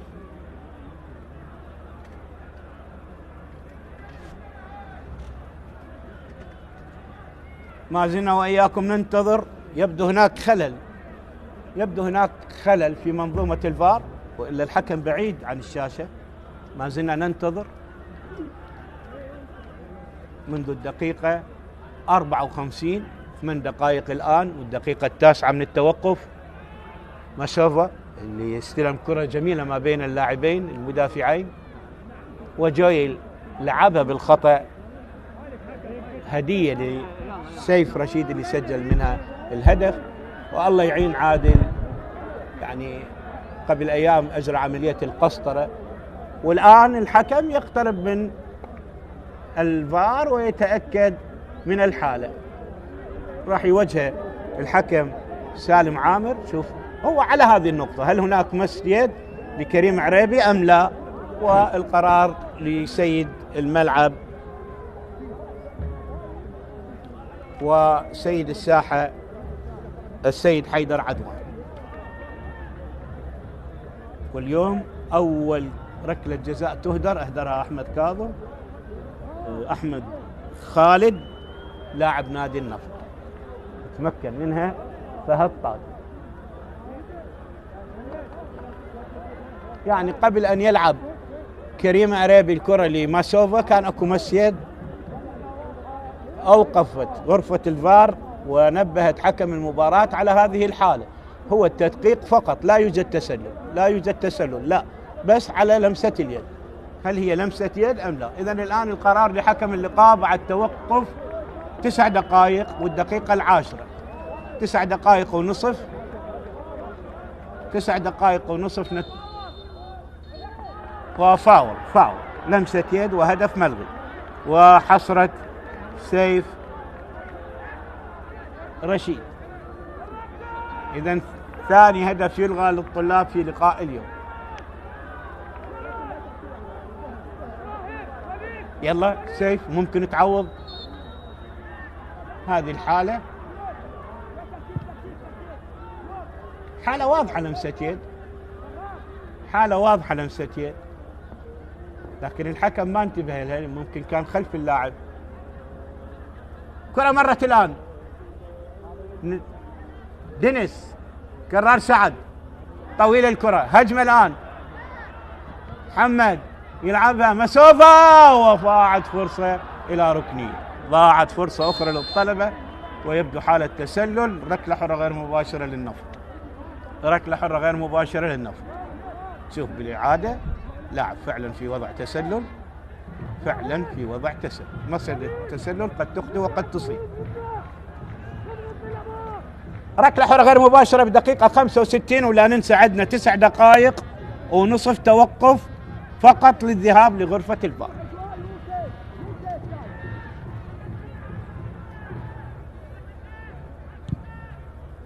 كرة طويلة بالرأس من دينيس، سامي هين، وليد، ستار ياسين يسدد، ترتد الكرة من علي كاظم، تعود الكرة لستار ياسين، ضاغط عليه زيد اسماعيل، وركلة حرة لمصلحة نادي الطلبة.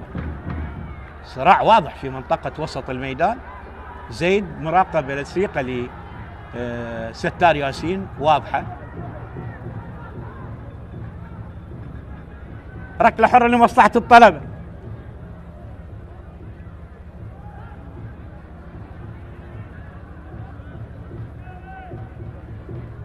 حسين عمار امامنا كان بالصورة، كرة اللعب من علي كاظم طويلة بالرأس مقطوعة من أحمد خالد، تعود الكرة مرة أخرى إلى محمد سادات، وعرقلة لمحمد سادات، وركلة حرة لمصلحة نادي النفط.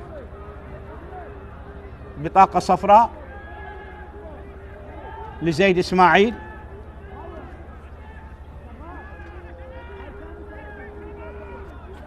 أول بطاقة إلى هذا الموسم. بطاقة لزيد إسماعيل هي الثالثة في ملعب المباراة. دخول قوي على اللاعب محمد سادات.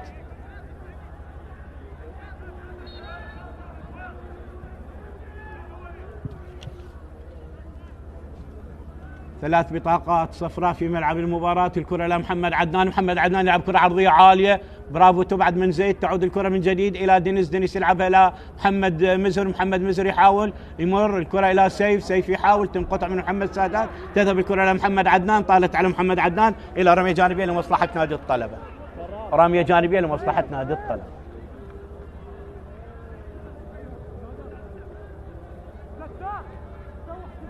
كرار سعد، انظر امام زاخو، تلعب الكرة مسوفا، سيف، كريم عريبي، عادت، علي سعد، زيد، ذكي، زيد ذكي، كل زملائه بوضع تسلل. كرة اللعب، محاولة مقطوعة، الكرة لمحمد عدنان، محمد يلعب كرة طويلة تبعد من علي كاظم، ستار ياسين يسيطر على الكرة الآن، يحاول يمر ستار، شوف زيد ملاصق له مان تو مان، ظل كظله. ستار شوف قطع الكرة منه، أربكة، وبالتالي تمر الكرة إلى كرار سعد، كرار إلى خارج ملعب إلى رمية جانبية لمصلحة نادي النفط.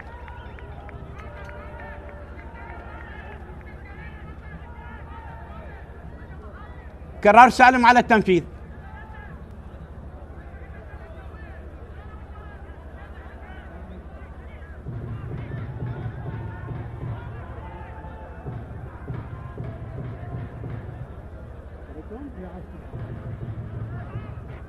بالرأس من إبراهيم غازي، كريم، محمد عدنان، تسديدة حلوة إلى فهد طالب، فهد على السريع يشتت كرة، تعود إلى ماسوفا، أقرب إلى أحمد خالد، يعيد الكرة إلى حارس المرمى حسين علي جولة، حسين يشتت كرة،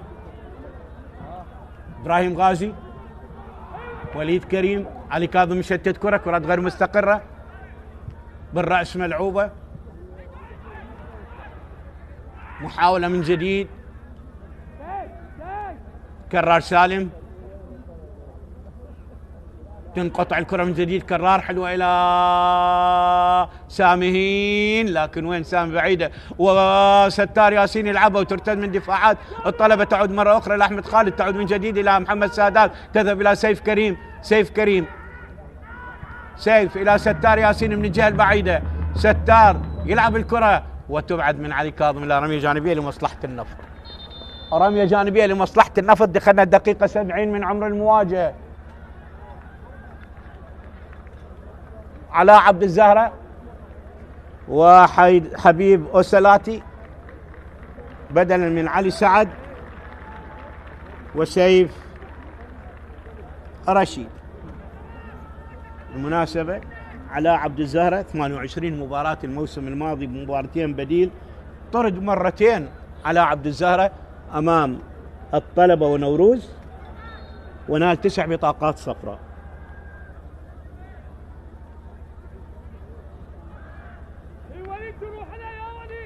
سجل 11 هدفا. كرة عادت إلى ماسوفا. محمد مزهر طالت إلى حسين عمار. أوسلاتي 17 أساسي 11 بديل، كان الموسم الماضي سجل هدفين، واحد في شباك الميناء. كريم عريبي، حبيب أوسلاتي، حسين عمار، زيد. كرة إلى كرار سعد. دينيس يلعبها وكرة طالت إلى حارس المرمى.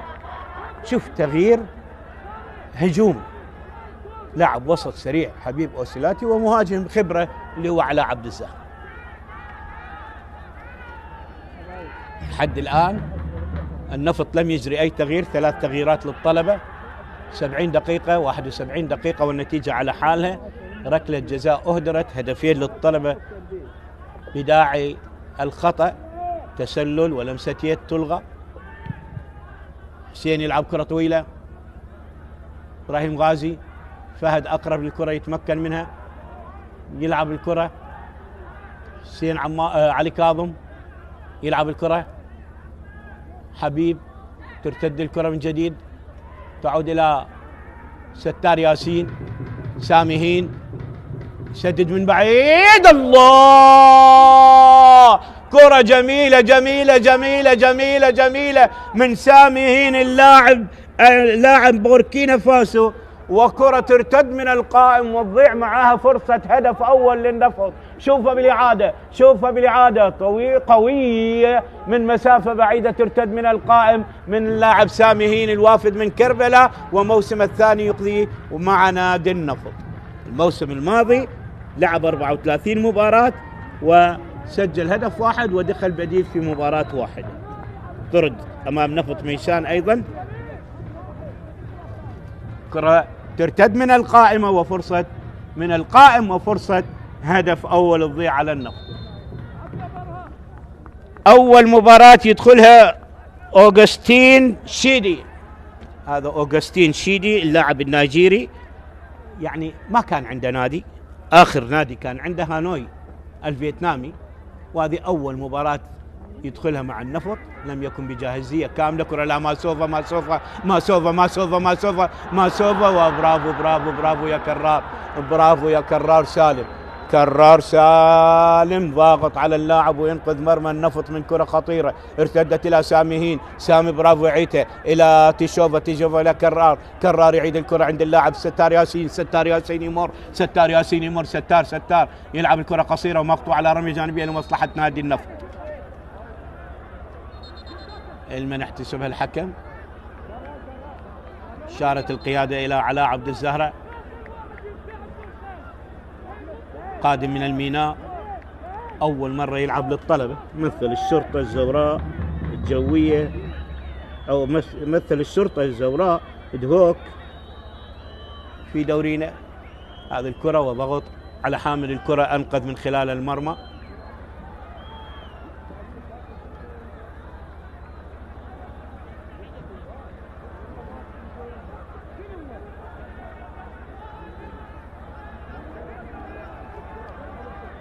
هل هناك بطاقة حمراء وطرد وركلة جزاء؟ راح يتشيكون اليوم حالات، إذا ما بها أي شيء، ما بها أي شيء. تلعب الكرة لحسين عمار. حسين يلعب الكرة طويلة بالرأس مقطوعة من سيف كريم إلى أوغستين شيدي. شيدي حاول، طالت على شيدي مقطوعة من علي كاظم، مرت بالخطأ. كرة إلى وليد كريم. وليد يلعب كرة طويلة، محاولة لمحمد عدنان. محمد يسيطر على الكرة الآن، محمد يحاول يمر، صعبة صارت، صعبة صارت مرة أخرى، وتسديدة بعيدة، صعبة صارت، وركلة مرمى لمصلحة الطلب. احنا من المحتمل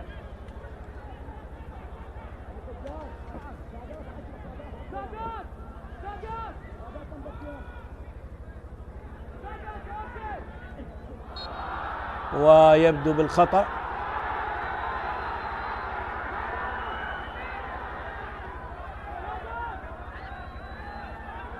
بالخطأ.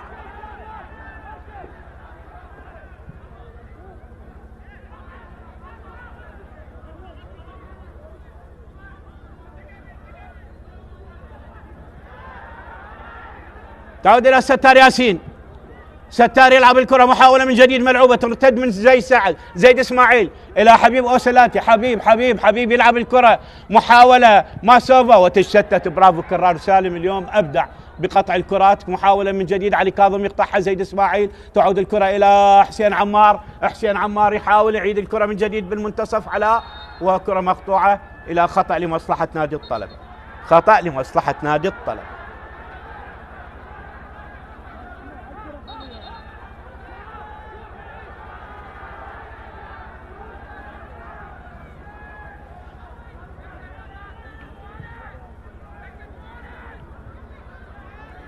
كرة ملعوبة، مسافة، حبيب وسلاتي، محمد مزهر، تعود إلى كرار سعد. برافو يا كرار.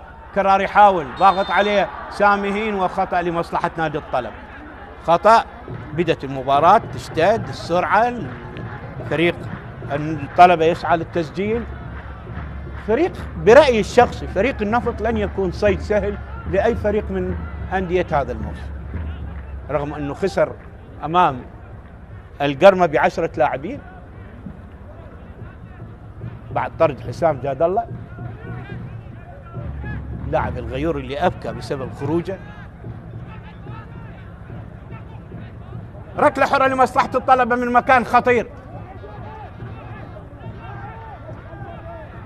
حسين عمار على التنفيذ، 10 مقابل 9 الأخطاء.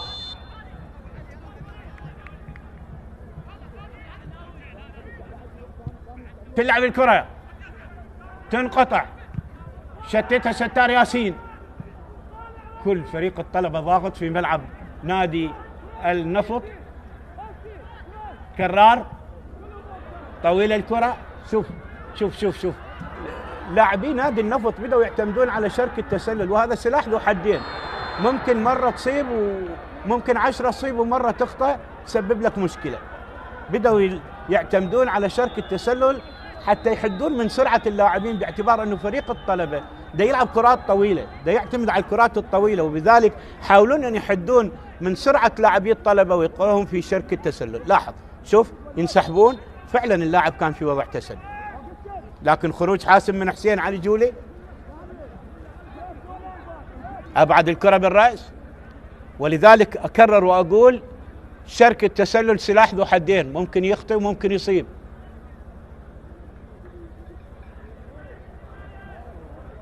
بالسلامة للحارس.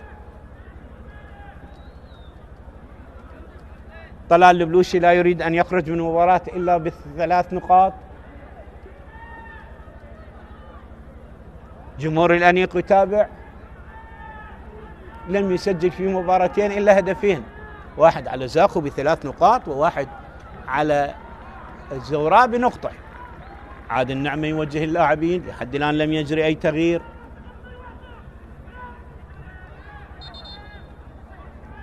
هو ما قادر على الصراخ والتنبيه، دفع بالمساعد محمد جاسم أن يوجه، ويا مدير الفريق دكتور مشتاق كاظم. ركلة حرة غير مباشرة لمصلحة النفط.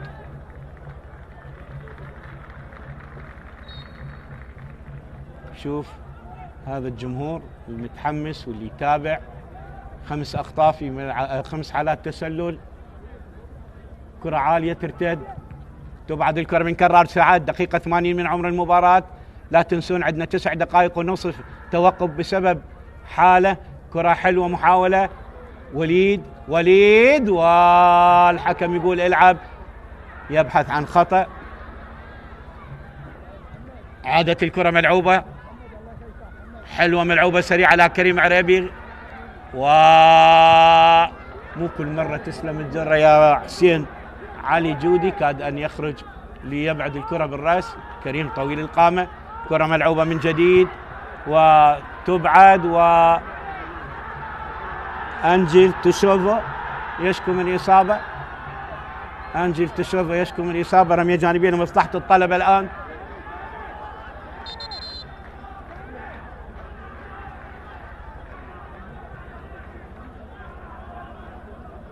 شوف يعني حسين علي أن ينتبه. كريم طويل وخروج غير حاسم هذه المرة بعد أن تواجد أنجيل تشوفو أمامه.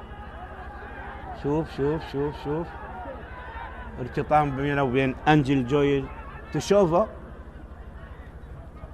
بالسلامة لتشوفو اللاعب الكاميروني قادم من كربلاء.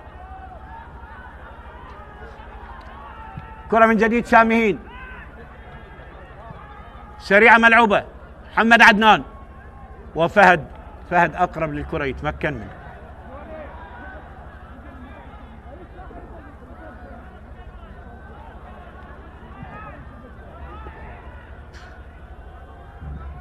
كرة مقطوعة من جديد. محمد مزر حالة تسلل من جديد لمصلحة نادي النفط. مثل ما ذكرت يحاولون يحدون ويستغلون سرعة لاعبي الطلبة بوضعهم بشركة التسلل. تشوفو على التنفيذ يلعب كرة طويلة إلى الجانب أو إلى العمق. أوغستين تشيدي. تشيدي يحاول. تشيدي يحاول. تشيدي يحاول ولكن مرت ومقطوعة الكرة. تلعب بالرأس من جديد إلى زيد إسماعيل.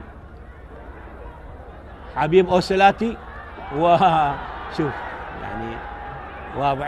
يعني واضعين حل لسرعتهم وللكرات الطويلة بالعمق بمصيدة التسلل. وكريم كان في وضع تسلل.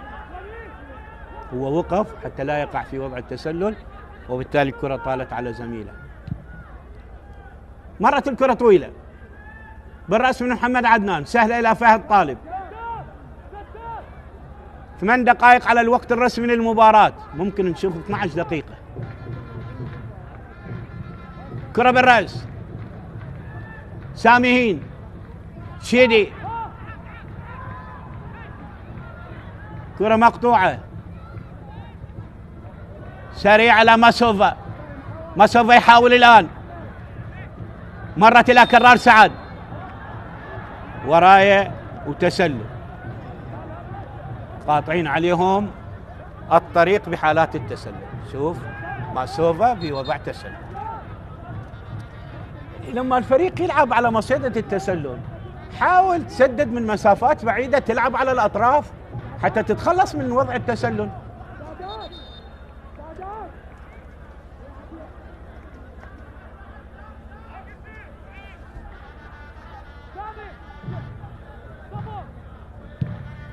كرة اللعب بالرأس مقطوعة.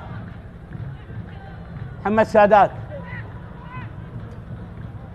تنقطع الآن. علاء سريع من علاء وحسين علي جولي. ما زال لعب الطلبة مكسوف. كرات طويلة ومن العمق.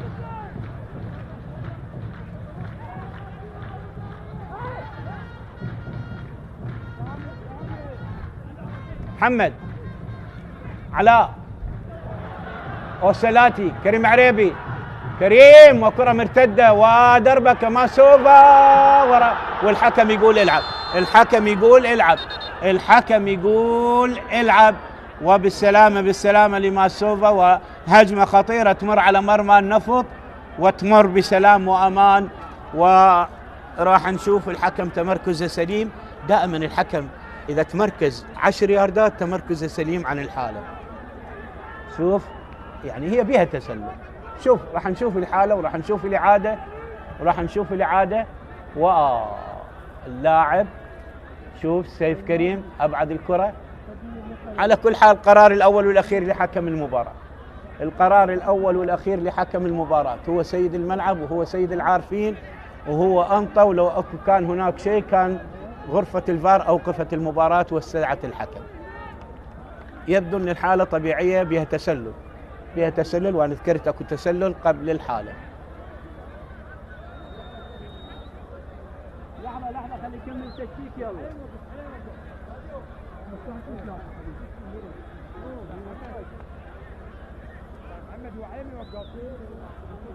هل هناك حديث مع غرفة الفار؟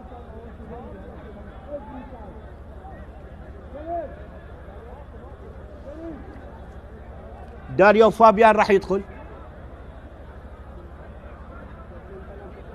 وماسيس جانك هنري لاعب دهوك راح يدخل ايضا. 12 مباراة مع دهوك ومباراة بديل، واللاعب الوافد الجديد الاكوادوري لاعب ناشيونال راح يدخل. تنتهي بذلك تغييرات الطلبة.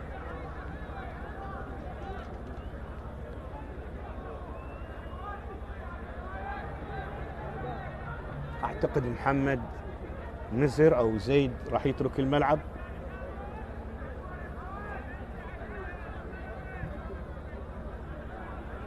وواحد من المدافعين.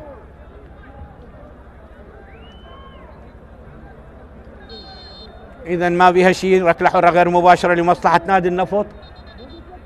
شوف الحاله، بعيد ماسوفا اللي استلم الكره. اذا تغييرين، خروج مثل ما توقعت، خروج محمد مزهر وخروج حسين عمار. راح يدفع بعلي كاظم كظهير ايمن وماسس في عمق الدفاع. راح يدفع بعلي كاظم كظهير ايمن وماسس في عمق الدفاع. كرة تلعب من جديد. احمد خالد،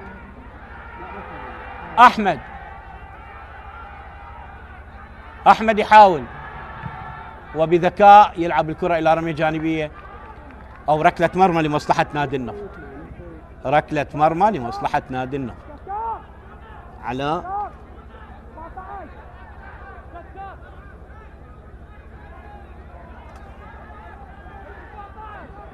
حسين علي جولي على التنفيذ، الوافد من نادي أربيل.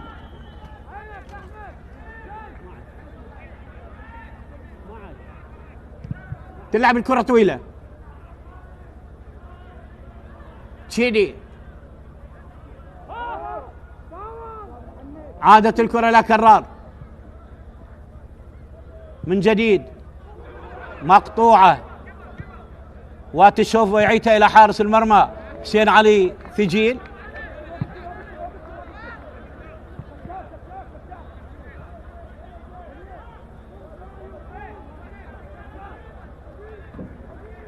كرار سعد. دقائق صعبة على الفريقين.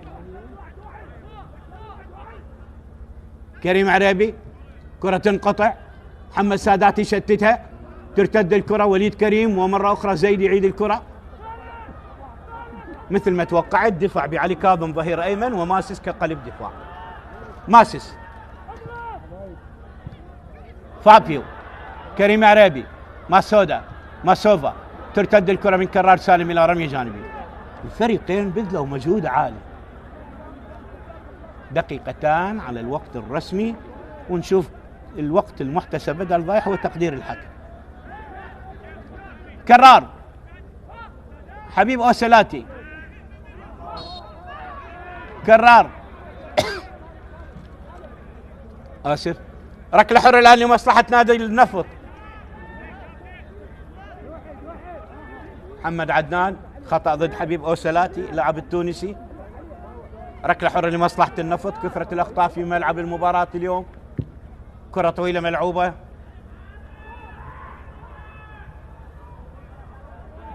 ترتد الكرة إلى سامي، مقطوعة بالخطأ. بدأ تركيز اللاعبين يكون ضعيف، كرات مخطوئة، وبطاقة صفراء على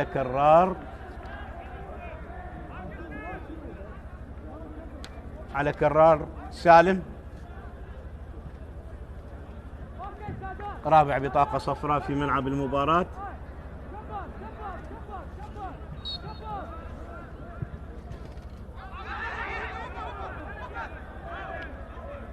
كرة سريعة إلى كرار، يترك لها ركلة مرمى. نصف دقيقة تفصلنا على الوقت الرسمي للمباراة، 90 دقيقة والتعادل السلبي يخيم على أجواء هذا اللقاء. هدفين ملغيين بداعي الأخطاء وركلة جزاء تهدر للنفط. نشوف على تقدير 12 دقيقة، 9:30 و2:30 تقديري للتبديلات. فعلا 12 دقيقة، فعلا 12 دقيقة مثل ما توقعت، 12 دقيقة مثل ما توقعت. هذه ثاني مرة يكون عندنا 12 دقيقة وقت محتسب بدل ضايع. كرة تعود من جديد، ستار ياسين، حبيب أوسيلاتي، حبيب يلعبها، ترتد من كرار، تشتت من سامي هين ودينيس، فابيو، كرار. كثرة الأخطاء في لقاء اليوم من ضغط اللاعبين.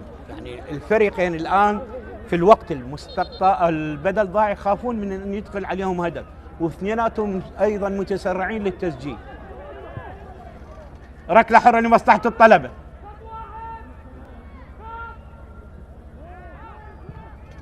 ماسس ما زال نفس الأسلوب لن يتغير، كرات طويلة ومن العمق. أصبح اللعب مكشوف، لذلك عادل نعمة أوصل مدافعين بإيقاع لاعبي الطلبة في شوط المباراة الثاني. ما شاهدناهم يعتمدون على شرك التسلل في شوط المباراة الثاني، لكن يبدو توجيهات من عادل نعمة أن يلعب الفريق بشرك التسلل ويعتمد على شرك التسلل، وبالتالي لحد الآن في شوط المباراة الثاني نجح لاعبي النفط بإيقاع لاعبي الطلبة بشرك التسلل. 8 حالات يقع فيها لاعبو الطلبة بشرك التسلل. دينيس، ماسوفا، كريم يلعب على ماسوفا ورمية جانبية لمصلحة الطلبة. احنا قلنا انت استغل، العب على الاطراف، سدد من مسافات بعيدة.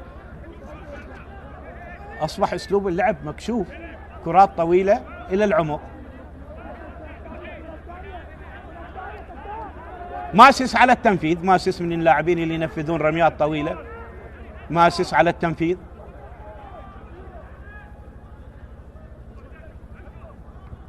كريم ترتد من تشوفو، تبعد من احمد خالد، تسديد الله. ماسوفا والكرة الى خارج الملعب الى ركلة مرمى. ماسوفا والكرة الى خارج الملعب الى ركلة مرمى.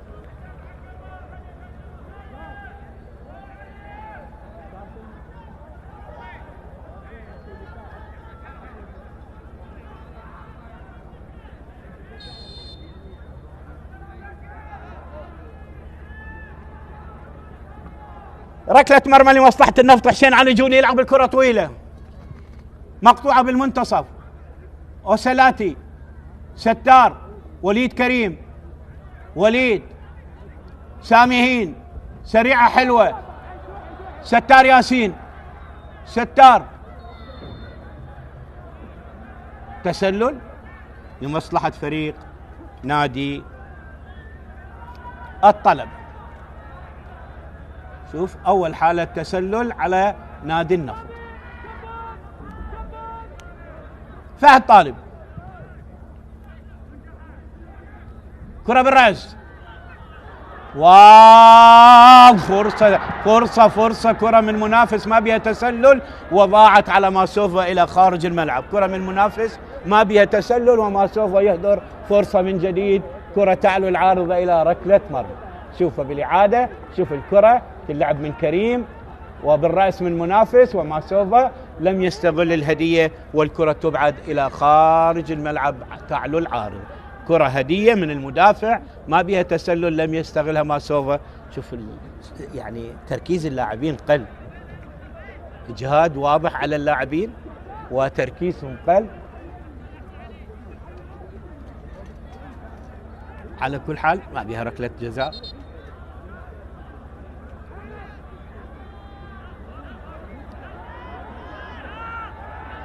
الآن تأكد هل هناك ركلة جزاء لماسوفا وللطلبة. الآن راح نضيف وقت، وقفنا بالدقيقة 24 ثانية بعد ال90. طبعا بالوقت البدل ضايع يضاف وقت بدل ضايع. على كل حال ركلة مرمى، حكم يقول العب، مرت إلى الخارج.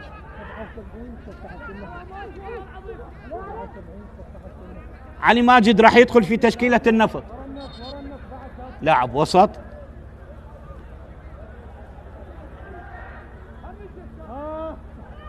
ممكن يدخل بدلا من سامي. كرة بالرأس، ماسوفا، أحمد خالد، وليد كريم، سيف كريم، تلعب كرة فابيو الإكوادوري، ماسوفا، زيد، تنقطع الكرة والحكم يقول خطأ لمصلحة زيد ولمصلحة الطلب. بطاقة صفراء لوليد كريم.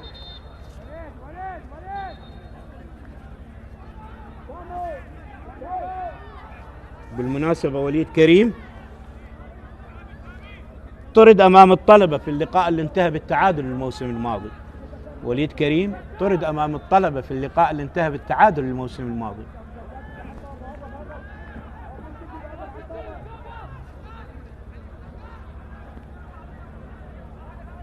ستة أهداف الموسم الماضي.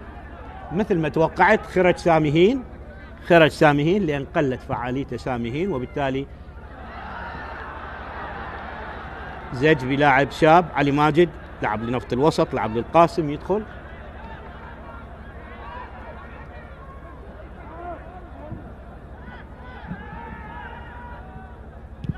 كرة تلعب طويلة،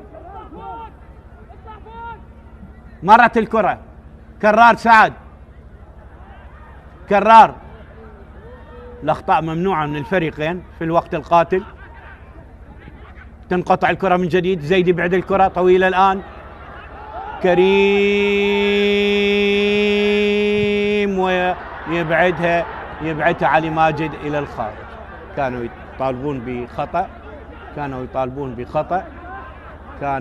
يطالبون بخطأ. يعني أمنيتي أن يلعب اللاعب على الصافرة. احتجاجات مرفوضة. على كل حال جويل تشوفو يتعرض إلى إعثار والحكم أشار لمواصلة، وبالتالي الكرة مرت إلى الخارج. شوف الحالة، ما كان تسلل على كريم. فابيو بلمسة يد عرقل تشوفو. شوف الحالة. على كل حال الحكم كان قريب، أشار للمواصلة، وبالسلامة نهض جويل تشوفو. الموسم الثاني مع نفط. دقائق صعبة، أقل من 5 دقائق تفصلنا على النهاية. رمية جانبية، خروج حاسم بقبضة اليد حسين علي جولي، حبيب أوسلاتي، ماسوفا، تنقطع. وليد كريم، علي ماجد، أوغستين تشيدي يحاول يلعبها حلوة. محمد سادات، وليد، صعبة صارت. اللاعب أوغستين تشيدي، هناك أيضا اللاعب موتاري أمادو غير جاهزين، جاهزيتهم غير متكاملة، وبالتالي اضطر أن يزج باللاعب تشيدي في شوط المباراة الثاني المدرب عادل نعمة بدلا من إبراهيم غازي. كرة مرت، ماسس،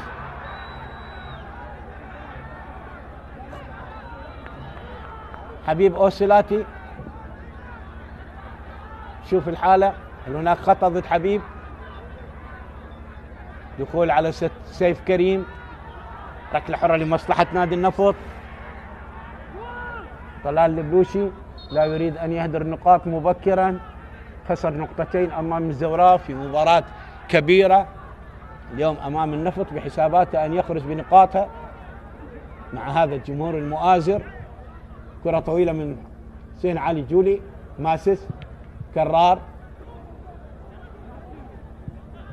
طالت على كريم. محمد سادات، كرار سالم عالية، زيد، كرة من محمد عدنان إلى ستار ياسين. ستار ممكن يهيئ إلى وليد، تأخر، كان ممكن يهيئ. برافو زيد، قطع الكرة، عادت إلى فابيو. أول مباراة يدخلها داريو فابيان. خطأ الآن. داريو فابيان الإكوادوري، هذا هو داريو فابيان.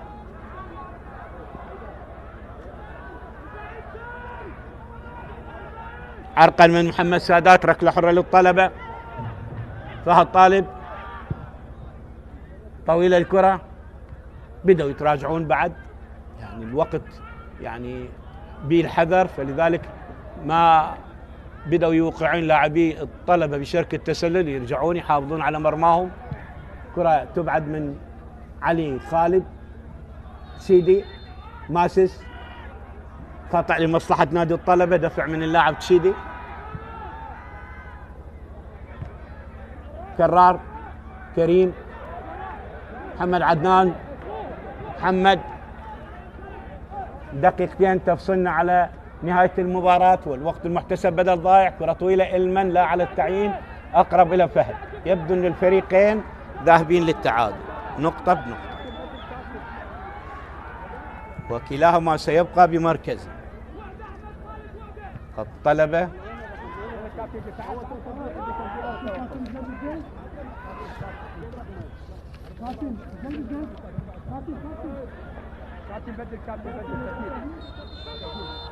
طلبة سيرفع رصيد إلى 5 نقاط والنفط إلى 4 نقاط. خروج وليد كريم يترك الملعب.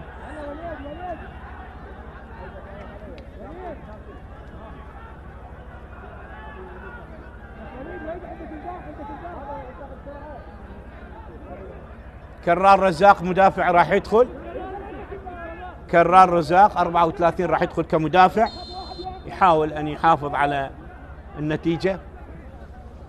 باقي أقل من 10 ثواني تفصلنا، أو 10 ثواني تفصلنا على النهاية. ربما يضيف دقيقة للتغييرات اللي حدثت والتوقفات. فهد طالب يلعب الكرة، من سيخطف هدف المباراة؟ ماسوفا. انتهت ال 12 دقيقة. كرة بالرأس من أحمد خالد إلى رمية جانبية. داريو فابيان، وصافرة حكم اللقاء السيد حيدر عدوان تعلن نهاية أحداث هذه المواجهة بتعادل ما بين الطلبة ومضيف النفط بدون أهداف، كلاهما يخطف نقطة واحدة. المباراة اللي شهدت إهدار إلغاء هدفين، الأول لمحمد منصر في الثانية 33 بداعي التسلل، والثاني بداعي لمسة يد، وركلة جزاء أهدرها النفط عن طريق اللاعب أحمد خالد في الدقيقة 18. حظ أوفر للفريقين. شكرا لمتابعتكم، ألتقيكم في لقاء قادم آخر بإذن الله.